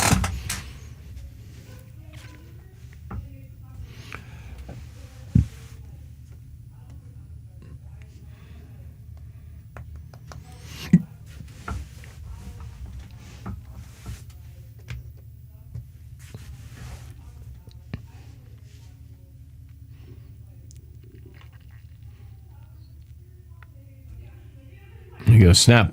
Wilson to throw. Oh, it's popped up in the air. Ooh, that's dangerous. Incomplete. 2nd and 10 with 1:09 left in the 3rd.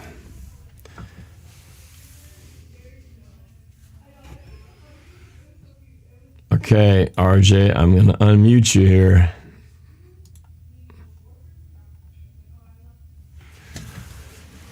I do plan to be live tomorrow, so a lot more interesting games potentially tomorrow. Especially that Packers game should be a doozy. Eagles-Packers.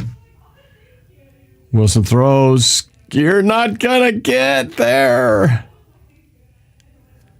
3rd and 8. 55 seconds left in the 3rd.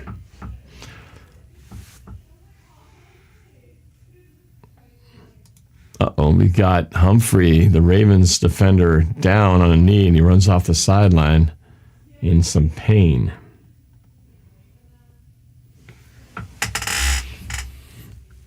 Looking at his thumb. It's going kind of owie right here. Look at Pittsburgh. Had nothing going on in the first 2 games, 2 quarters, and 192 yards, the most yards of all, even more than the Ravens for one quarter. It's a pretty good second half showing, I must say, considering that they had nothing in the first half. It'd be so weird if we could have shown what we're watching right now, like go back in time 10 years and say, hey, this is what the future looks like. No way. Russell with the Steelers? No way. Oh, don't! Russell goes down at the 35, a sack. And that ends the drive. 4th down. Oh, that's brutal. Scrambling around, and he just got whacked. Oh, they did the old tricky Mike McDonald style defense because they had everybody up on the line of scrimmage, and they dropped a whole bunch of guys in coverage. Okay, so that is the end of the 3rd quarter. 28-14 Ravens. Steelers missed an opportunity right there, but that's going to be how it goes. So let's see what happens here. They have to get another stop or it's going to be over. Real quick. Oh, I got to get logged in here. Back to the... all right, here. Got to mention the sponsor of this video here, BetUS Sportsbook and Casino.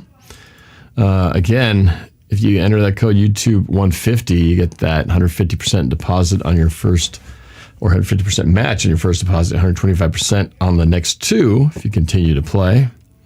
And lots of options here to bet against the spread. You got football, basketball, hockey, baseball, golf, tennis, goes on in boxing, NASCAR, rugby, even esports you can get into. But you got prop bets as well. So if you want to, let's say, look at the Packers game and let's see, what are some of the prop bets you might want to get into? Just look at some of these here. First scoring play of the game. Will it be the Packers scoring the first touchdown? If you think you want to bet on that, you can put here at plus 250 If it's going to be a Packers field goal, plus 320. It'll be an Eagles touchdown, odds are 175. So you can just have so much fun here if you want to, getting creative with the betting options on BetUS. But just be careful, make sure you got online gambling is okay in your state, and please gamble responsibly. Win big, you can lose big too. So we can have some fun with that. And again, if you enter that code YouTube150, you get some extra money to play with as well. The odds, let's see if the odds have changed at all for the games coming up. I think it's still Vikings. Oh, look at this. Vikings now 1-point favorites over the Rams. That's a slightly more narrower margin than it was earlier. Same with the Bills game. The Bills are now -6 over the Broncos.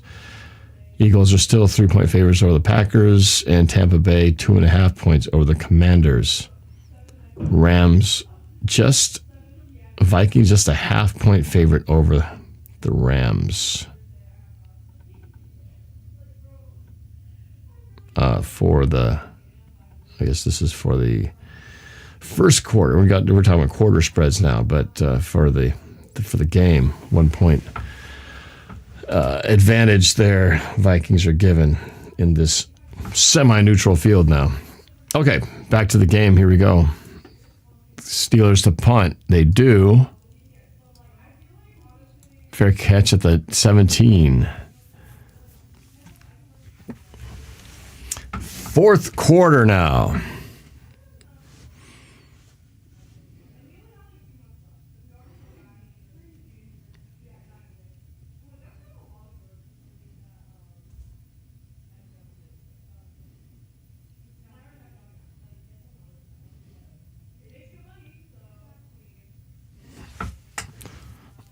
All right, here we go. This is the decisive drive of the game. Pretty much, if the Ravens score here, game is pretty much over. If the Steelers can get a stop, they've got a chance.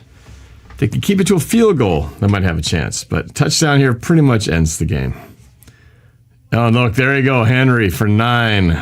So I said they should have done last time.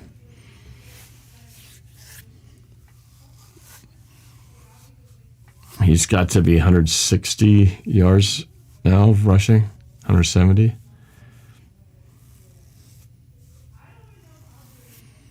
Fourth postseason game with 150 plus rushing yards. Must be nice.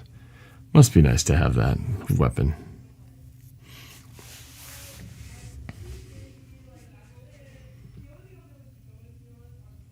Henry again. Oh, he loses some of that yardage. Lost 2. Maybe 3, so take a few of those right yards off. Third down and about 5. I'll say, make it 3.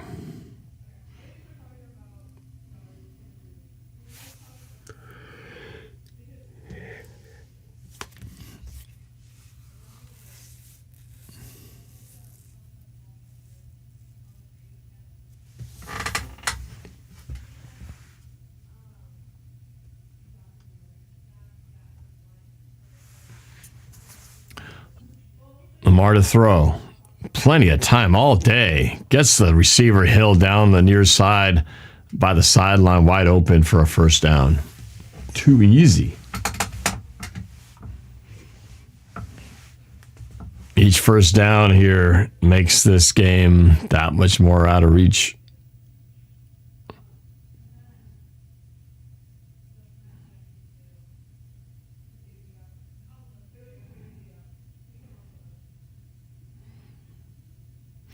Ball at their own 30.5-yard line.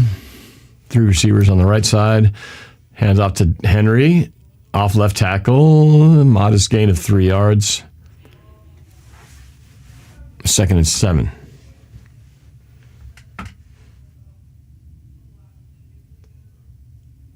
Main Street Paul. Why can't our running back stay healthy?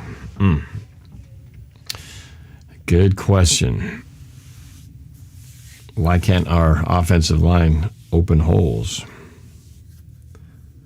Main Street Post. Since we are playing against Steelers for the 2025 season, do you think Russell Wilson will be still playing for the Steelers? Now that he does play for the Steelers, this game should be a prime time game. It would be fun to watch the rematch. Even tempted to go to that game if the circumstances were right. Another 3-yard gain to Henry. It's going to be 3rd and about 4. I think the fact that Russell got this team to the postseason, I'm pretty sure that they will bring him back next year. I'd be surprised if they didn't.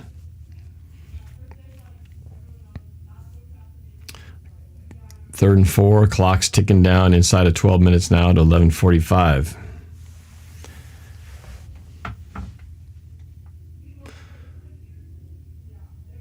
Three receivers on the right. Blitz, thrown to the right, and it is tackled short of the sticks.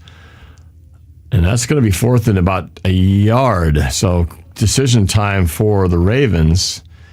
Do they want to be gutsy here and go for it, or play it safe and kick it? And it looks like they're going to stay on the field. They're staying on the field on their own 40. That's interesting decision here that they're going to go. They might just try to... Bush, he got it. Or did he? He did. Mark Andrews, the same tush-push play. Just submarines across.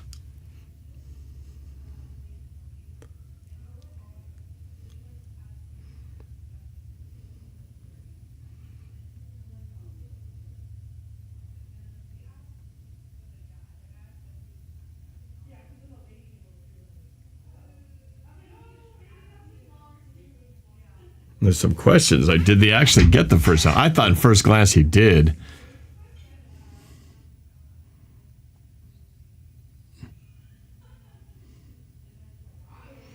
There's a flag down. I think the Steelers had 12 men on the field because they were still substituting when this ball was snapped.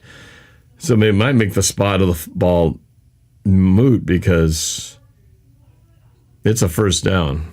I think. Yeah, so it doesn't even matter the spot. They might have stopped him short, but they just didn't get their men in time. Oops. That's smart by the Ravens. Just go quick and like catch them off guard. It worked perfectly. Not only I thought they got it just by the nature of the play, but they also got them in a penalty because they didn't get their guys in time. And they didn't get the guys off in time or in on time.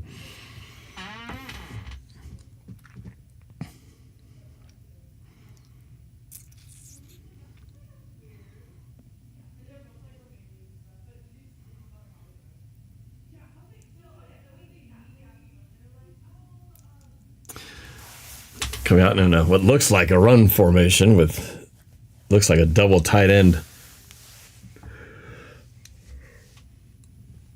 formation as we start approaching the 10-minute mark and time, the sands in the bottle starting to disappear here. There's a 1-yard run by Henry. 2nd and 9.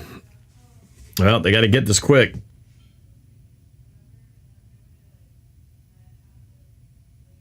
And now we're at 10 minutes. This is where the clock really starts to go fast if you're the team trying to catch up and the team that's winning starts running the clock. All of a sudden, every play, it's like 1 minute per play.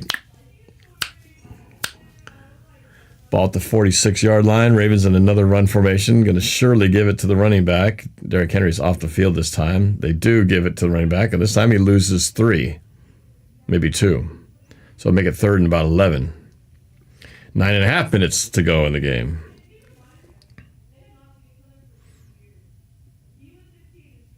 If they do get the stop here, Ravens have to score. They have to score quick.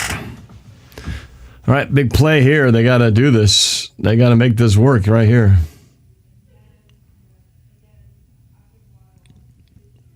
Man, Hayward, beast on that play. That's a big human being. 3rd and 10. Watch for Lamar to get tricky here. He's going to throw, or at least he looks like it. Throws in the middle of the field. No, dropped it. Incomplete. That stops the clock. And is going to make them have to punt. So Steelers get the stop they need. 8:50 left, so they're still saying there's still a chance. There's still a chance.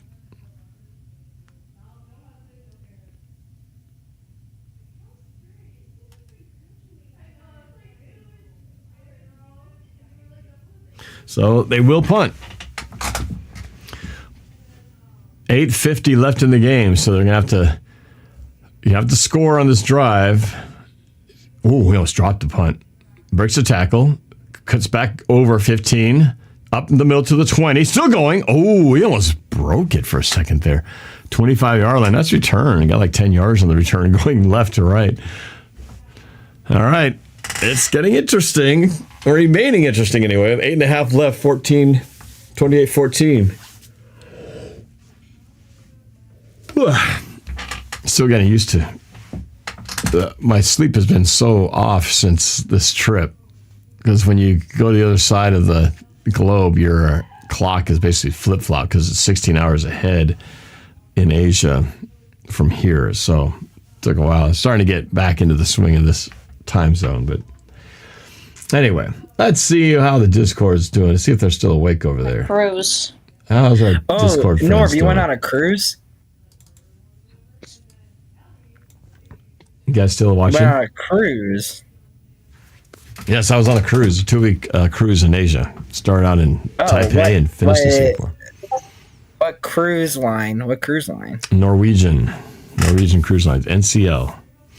We were on the NCL Spirit, which is the oldest ship in their fleet. They have like 30-something ships, and it's the oldest of them all. But they renovated the ship back in 2020. So it's... But still one of the... I went to Jamaica. Ones. I went to Jamaica on the Carnival Sunrise. Oh, nice. Yeah, how was that I have some pictures. It was really nice. Jamaica was really nice. The only thing was the people kept on asking us, hey, you want us to go on the island here? You want us to take you about a trip on the island? The only thing is we had a certain thing. We had to be back on the ship by about 4:30. That's always the challenge. We went through the same thing. When you get out to the, especially in the Philippines, but really anywhere, as soon as you get out past the port where all the drivers and everything, they just attack you, swarm in on you like locusts, man. They're all trying, hey, we'll take you over here. I will say this, I take you here. Good trip, good drive, good bus. You know, and so unless you're going with one of the prearranged excursions by the ship, which costs a little extra, you kind of have to fend for yourself and figure out, who you're gonna wheel and deal with. Jamaica was worse. At one point, I had to say, "Shut up, leave me alone."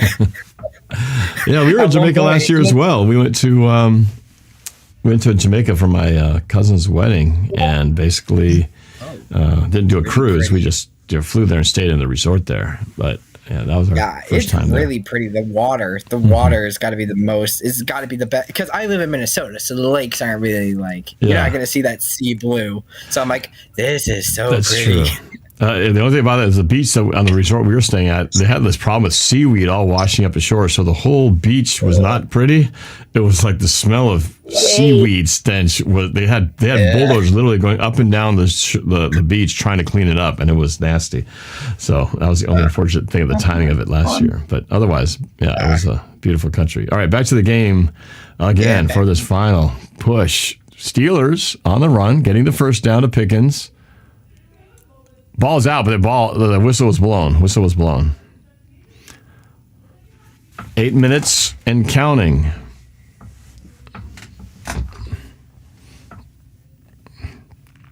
Got to go. Got to score and got to get a stop. Ball at the 36-yard line. 3 receivers right, 1 left in Pickens.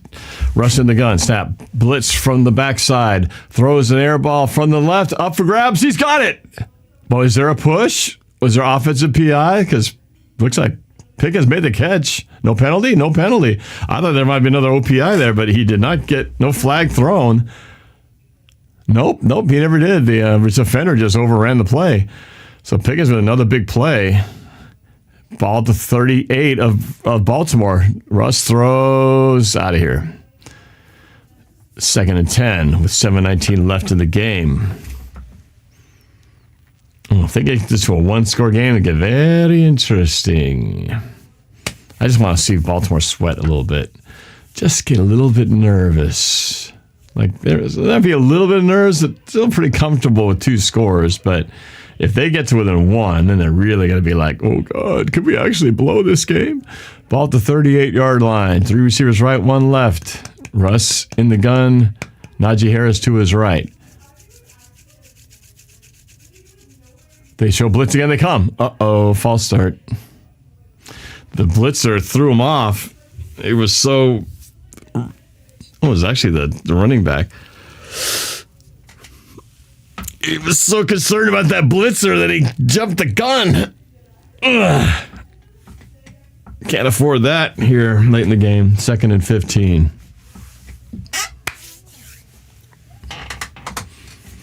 Isn't it weird that Russ has played with the 2 teams he moved to are the teams that we played in the Super Bowl? What are the odds of that? Russ to throw in trouble, and down he goes at the 50. There, you're going the wrong way. 3rd and forever now coming up. This is going to have to be a prayer here. If they don't get this, it's going to be over. Man, the guy got the sack, number 90 on the outside. He lined up so far out wide. His split was so wide, the defender couldn't, the right tackle couldn't get to him. 3rd and 22. Quick throw to number 11, but that's only for about 8 yards. It's going to be 4th down and about 15. It's 4 down territory, I think, because they know if they don't get this, it's pretty much lights out. 4th and 15, you got to get something. Hope for a penalty. Somehow get between defenders. There you go. It's all Russ. Empty backfield. Trips to the left. 2 on the right. Got to get to the 28-yard line. Ball at the 43. Snap. Russ with a 4-man rush. Still got time. Throws deep.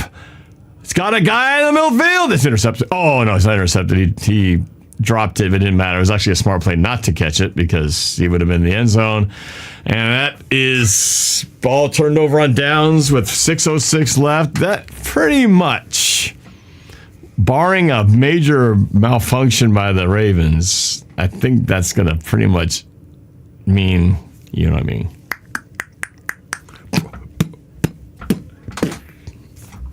That was their shot. They didn't get it. Okay. Well, it was kind of interesting for a while. Alrighty, what do we got here? Back to Discord. Who's the tornado? Russ is burning the fish, as I always say. Russ is burning the fish. What's burning the fish? Russ. Oh. No, he's asking what that's saying. Oh, the saying, I always said that when he was Seattle, whenever he was losing, I would say, Russ is burning the fish rather than cooking. Oh, I gotcha. I was like, burning the fish? Yeah. What are we talking about here? It's like one of the foods that I cannot eat, fish. Really? I love fish, especially fried. Yeah, I love fish. I can't eat it, I'm sorry. Also, go Broncos. I could. Wait. No, seriously, if I eat fish, I get hives. Lux is a Boise State Bronco. Okay, gotcha. That's right. You're from. I gave you that. You're from there. I got you. Yeah, I love the Broncos. Our season ended like it wasn't that bad of a loss. I mean, we went against Penn State, so that's true. Penn State. We got smoked by Penn State badly. Yeah, but hey, we made it far. Yeah, I love fish. I love almost anything that comes out of the sea. Right? I might even like shellfish even more, like lobster, Dungeness crabs, clams, mussels.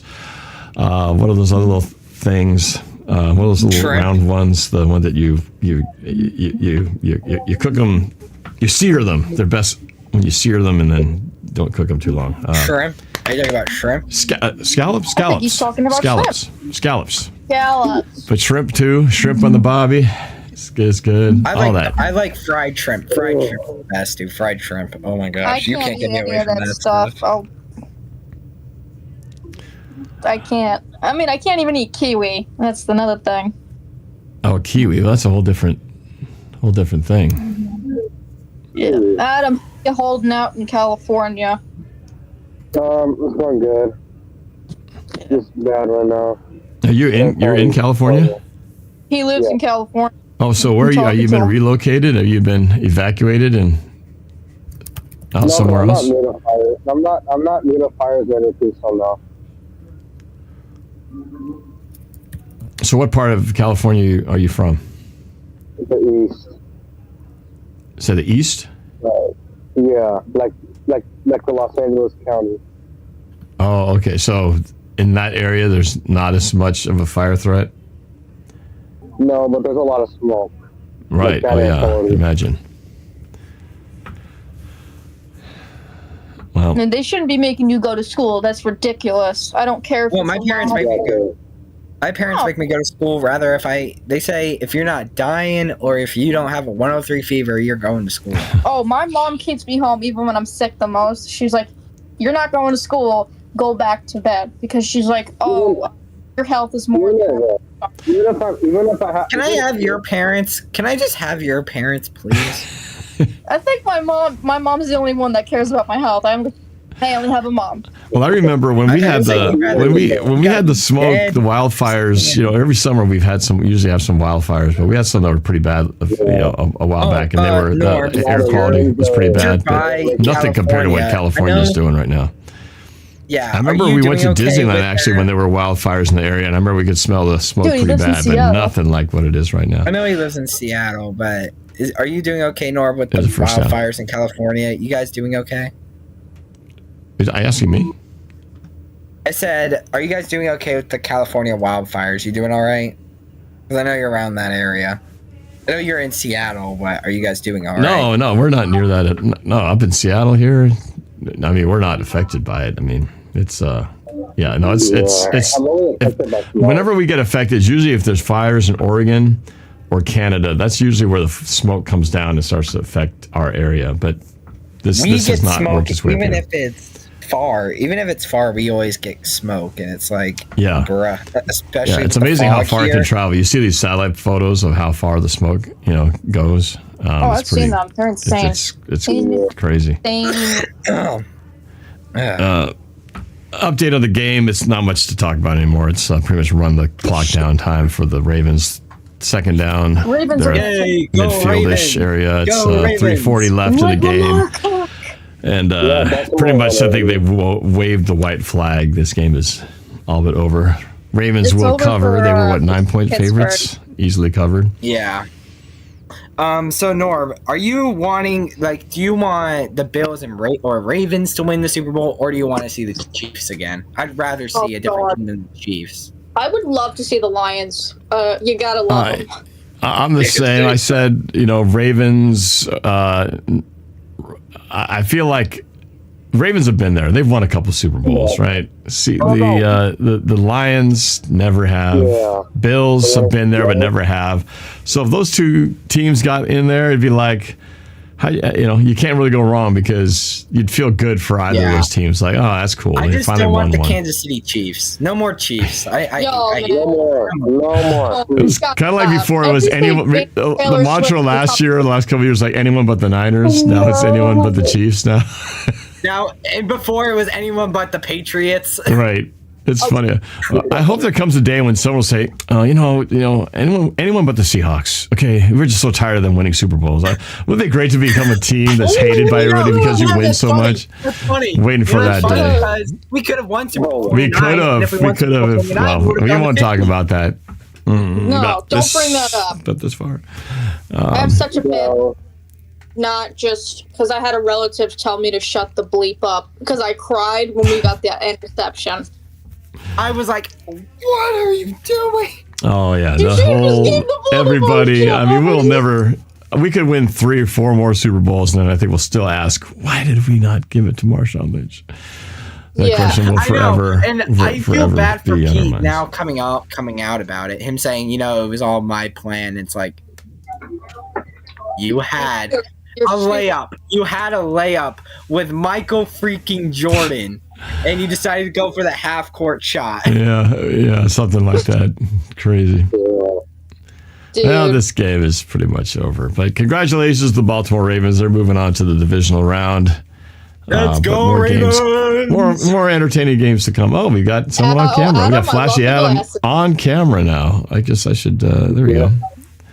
What's up? Where are the glasses? I love those. I love those games. All right, Flashy Gotta get a Adam. reveal going. Dude. Well, I guess tomorrow more slated games should be interesting. Definitely probably the best game on the slate is going to be Eagles Packers. That should be a good one. Bills Broncos. We'll see. See if the Broncos can make it interesting. I feel like it might be a lot like this game. Oh yeah. You never know. I might run late between the Broncos and the Philadelphia game because I had some relatives come out and they're trying to help me move stuff into my house. I said the things that I'm gonna save for last is the family heirlooms from my great grandmother because I don't want those to get broken. And I'm going to save the violin for last because that's got to go last.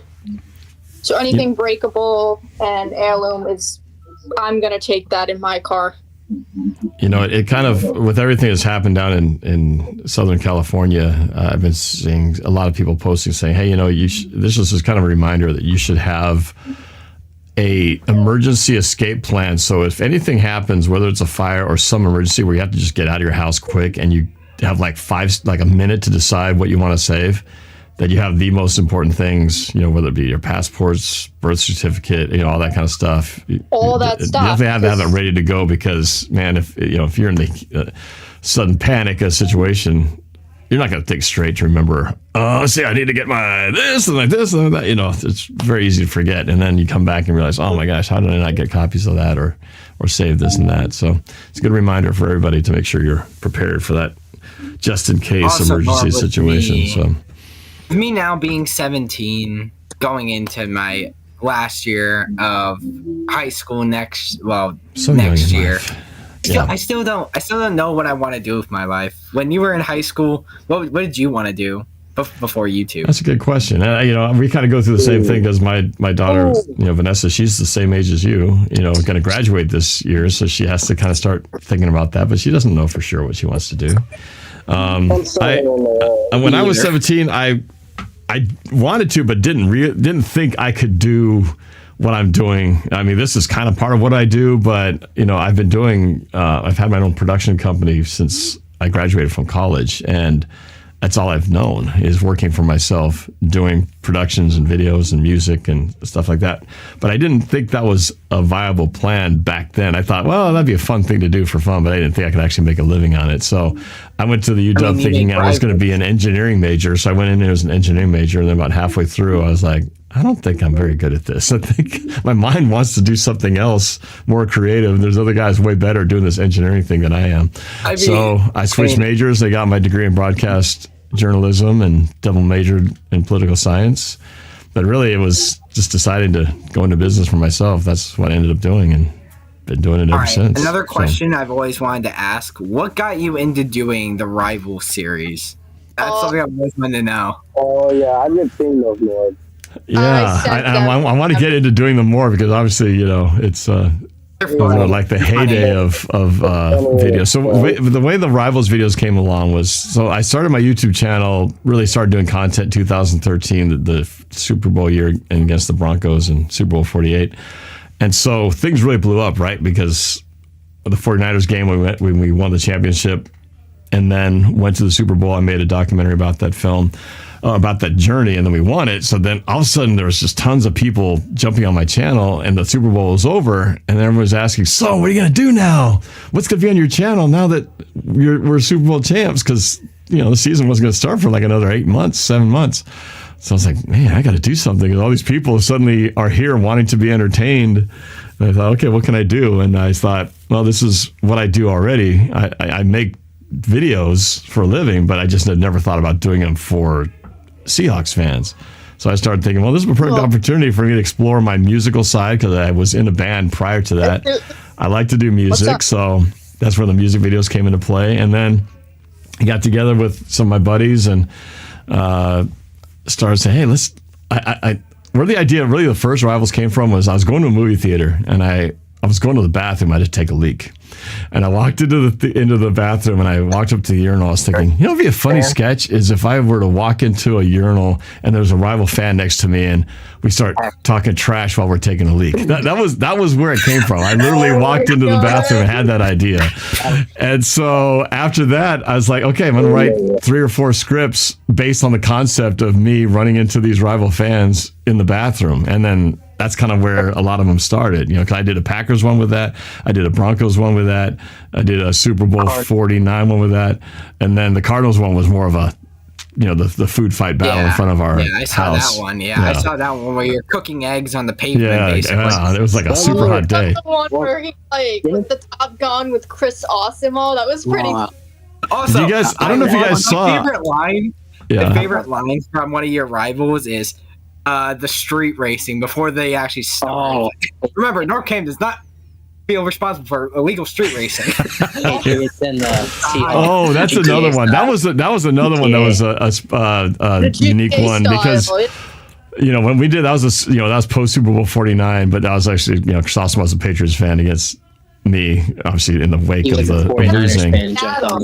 But that was all done in GTA, right? And I had just I hadn't even played GTA at that time, and then so to kind of research.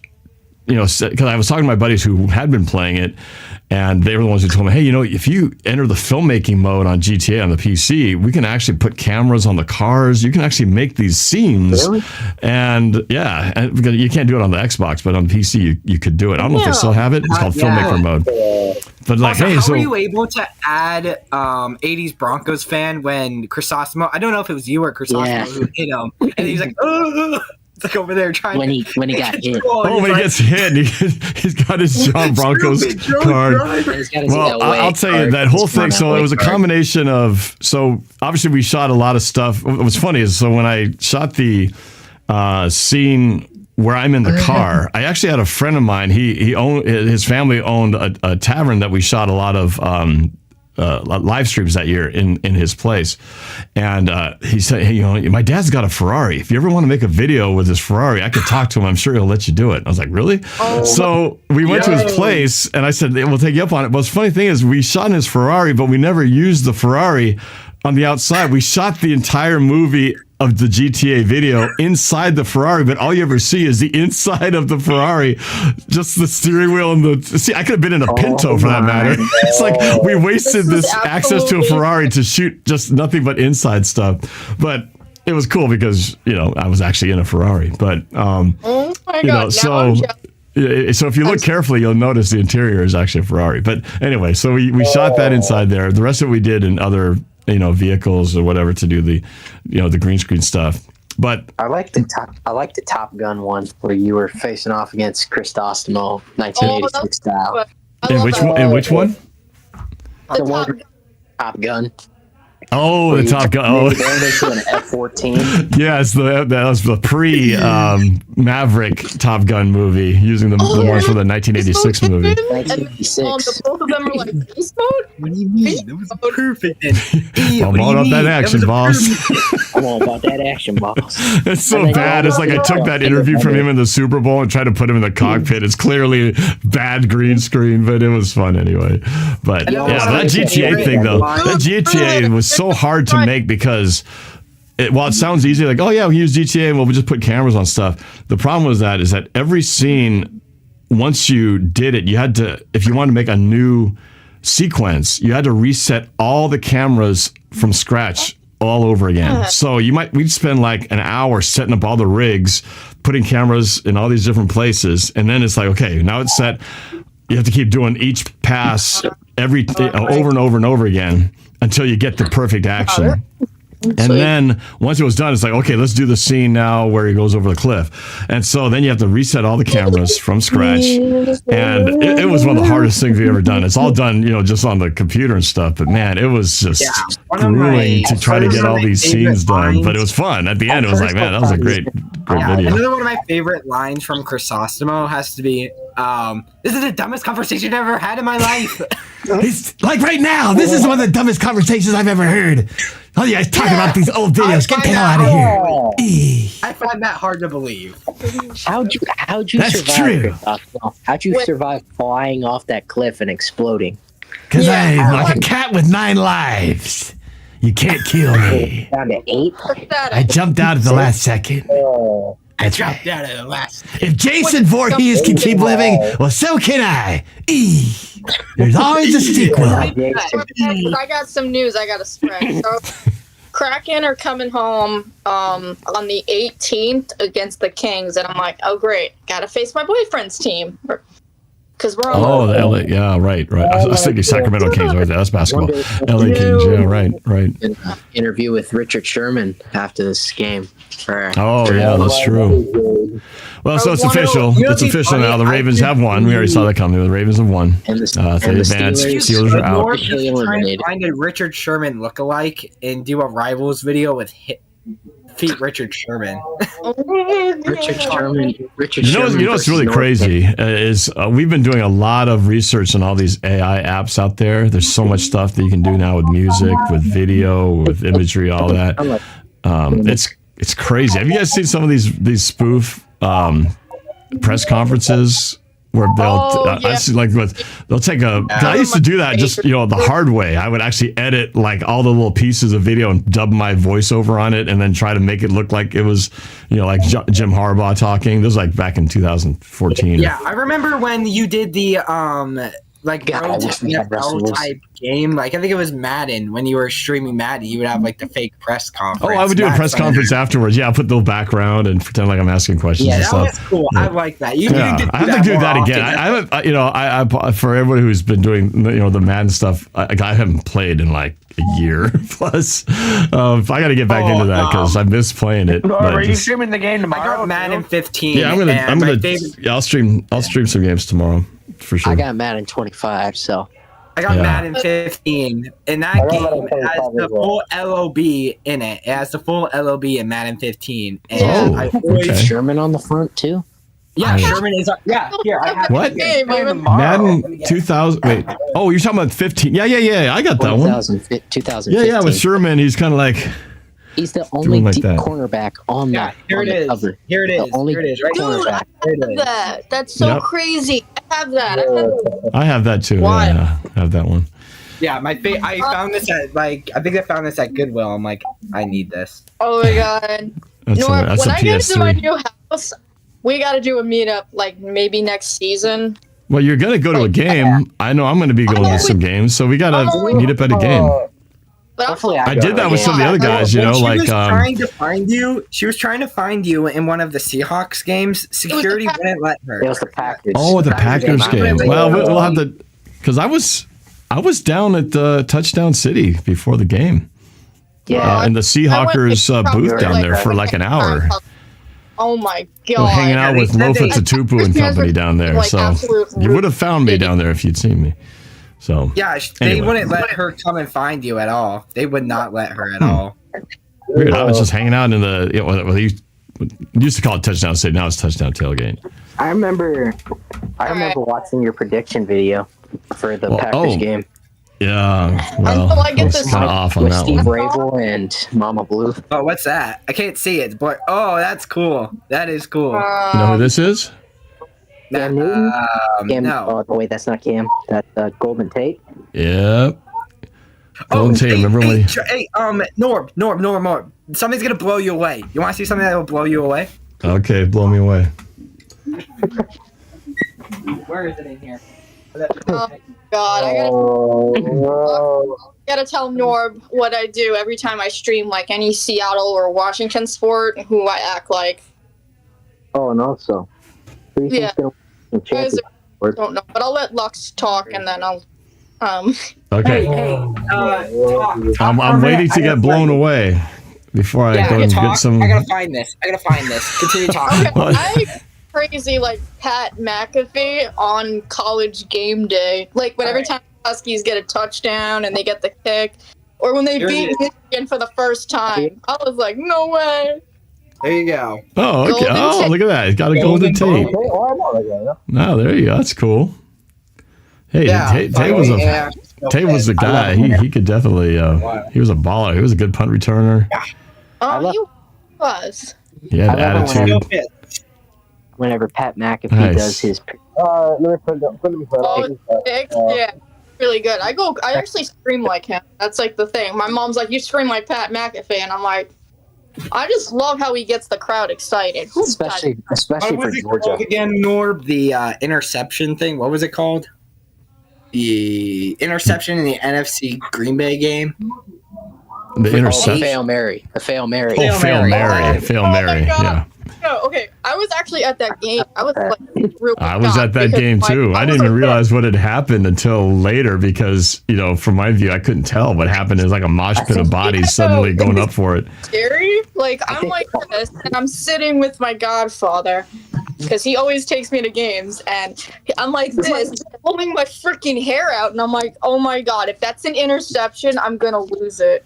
It really should have been an interception. It's a terrible call. The defender had the ball like this, and Gold Tate had a little bit of an arm on there, and one guy did say interception. The other guy put his hands up for a touchdown, and those were if you don't remember, those were the replacement. Remember, those were the replacement refs. Replacement ref.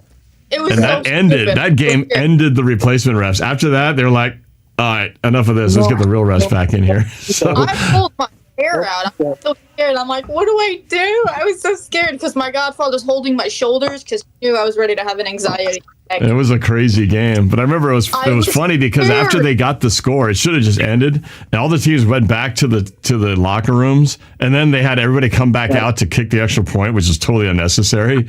But that was all about part of that whole referee confusion. It was just such a messy ending to that game because it took forever because the teams had gone to the locker room, they forced them to come back out to kick the extra point, which was. I'm like, dude, just end the game. Yeah, he didn't need it. It was fun. Thus, the replacement refs era came to an end. But anyway, guys, while this was fun to chat, we'll do this again in the next one. But I'm gonna run because I made some chicken before the game started. I'm starving. I'm gonna have some dinner.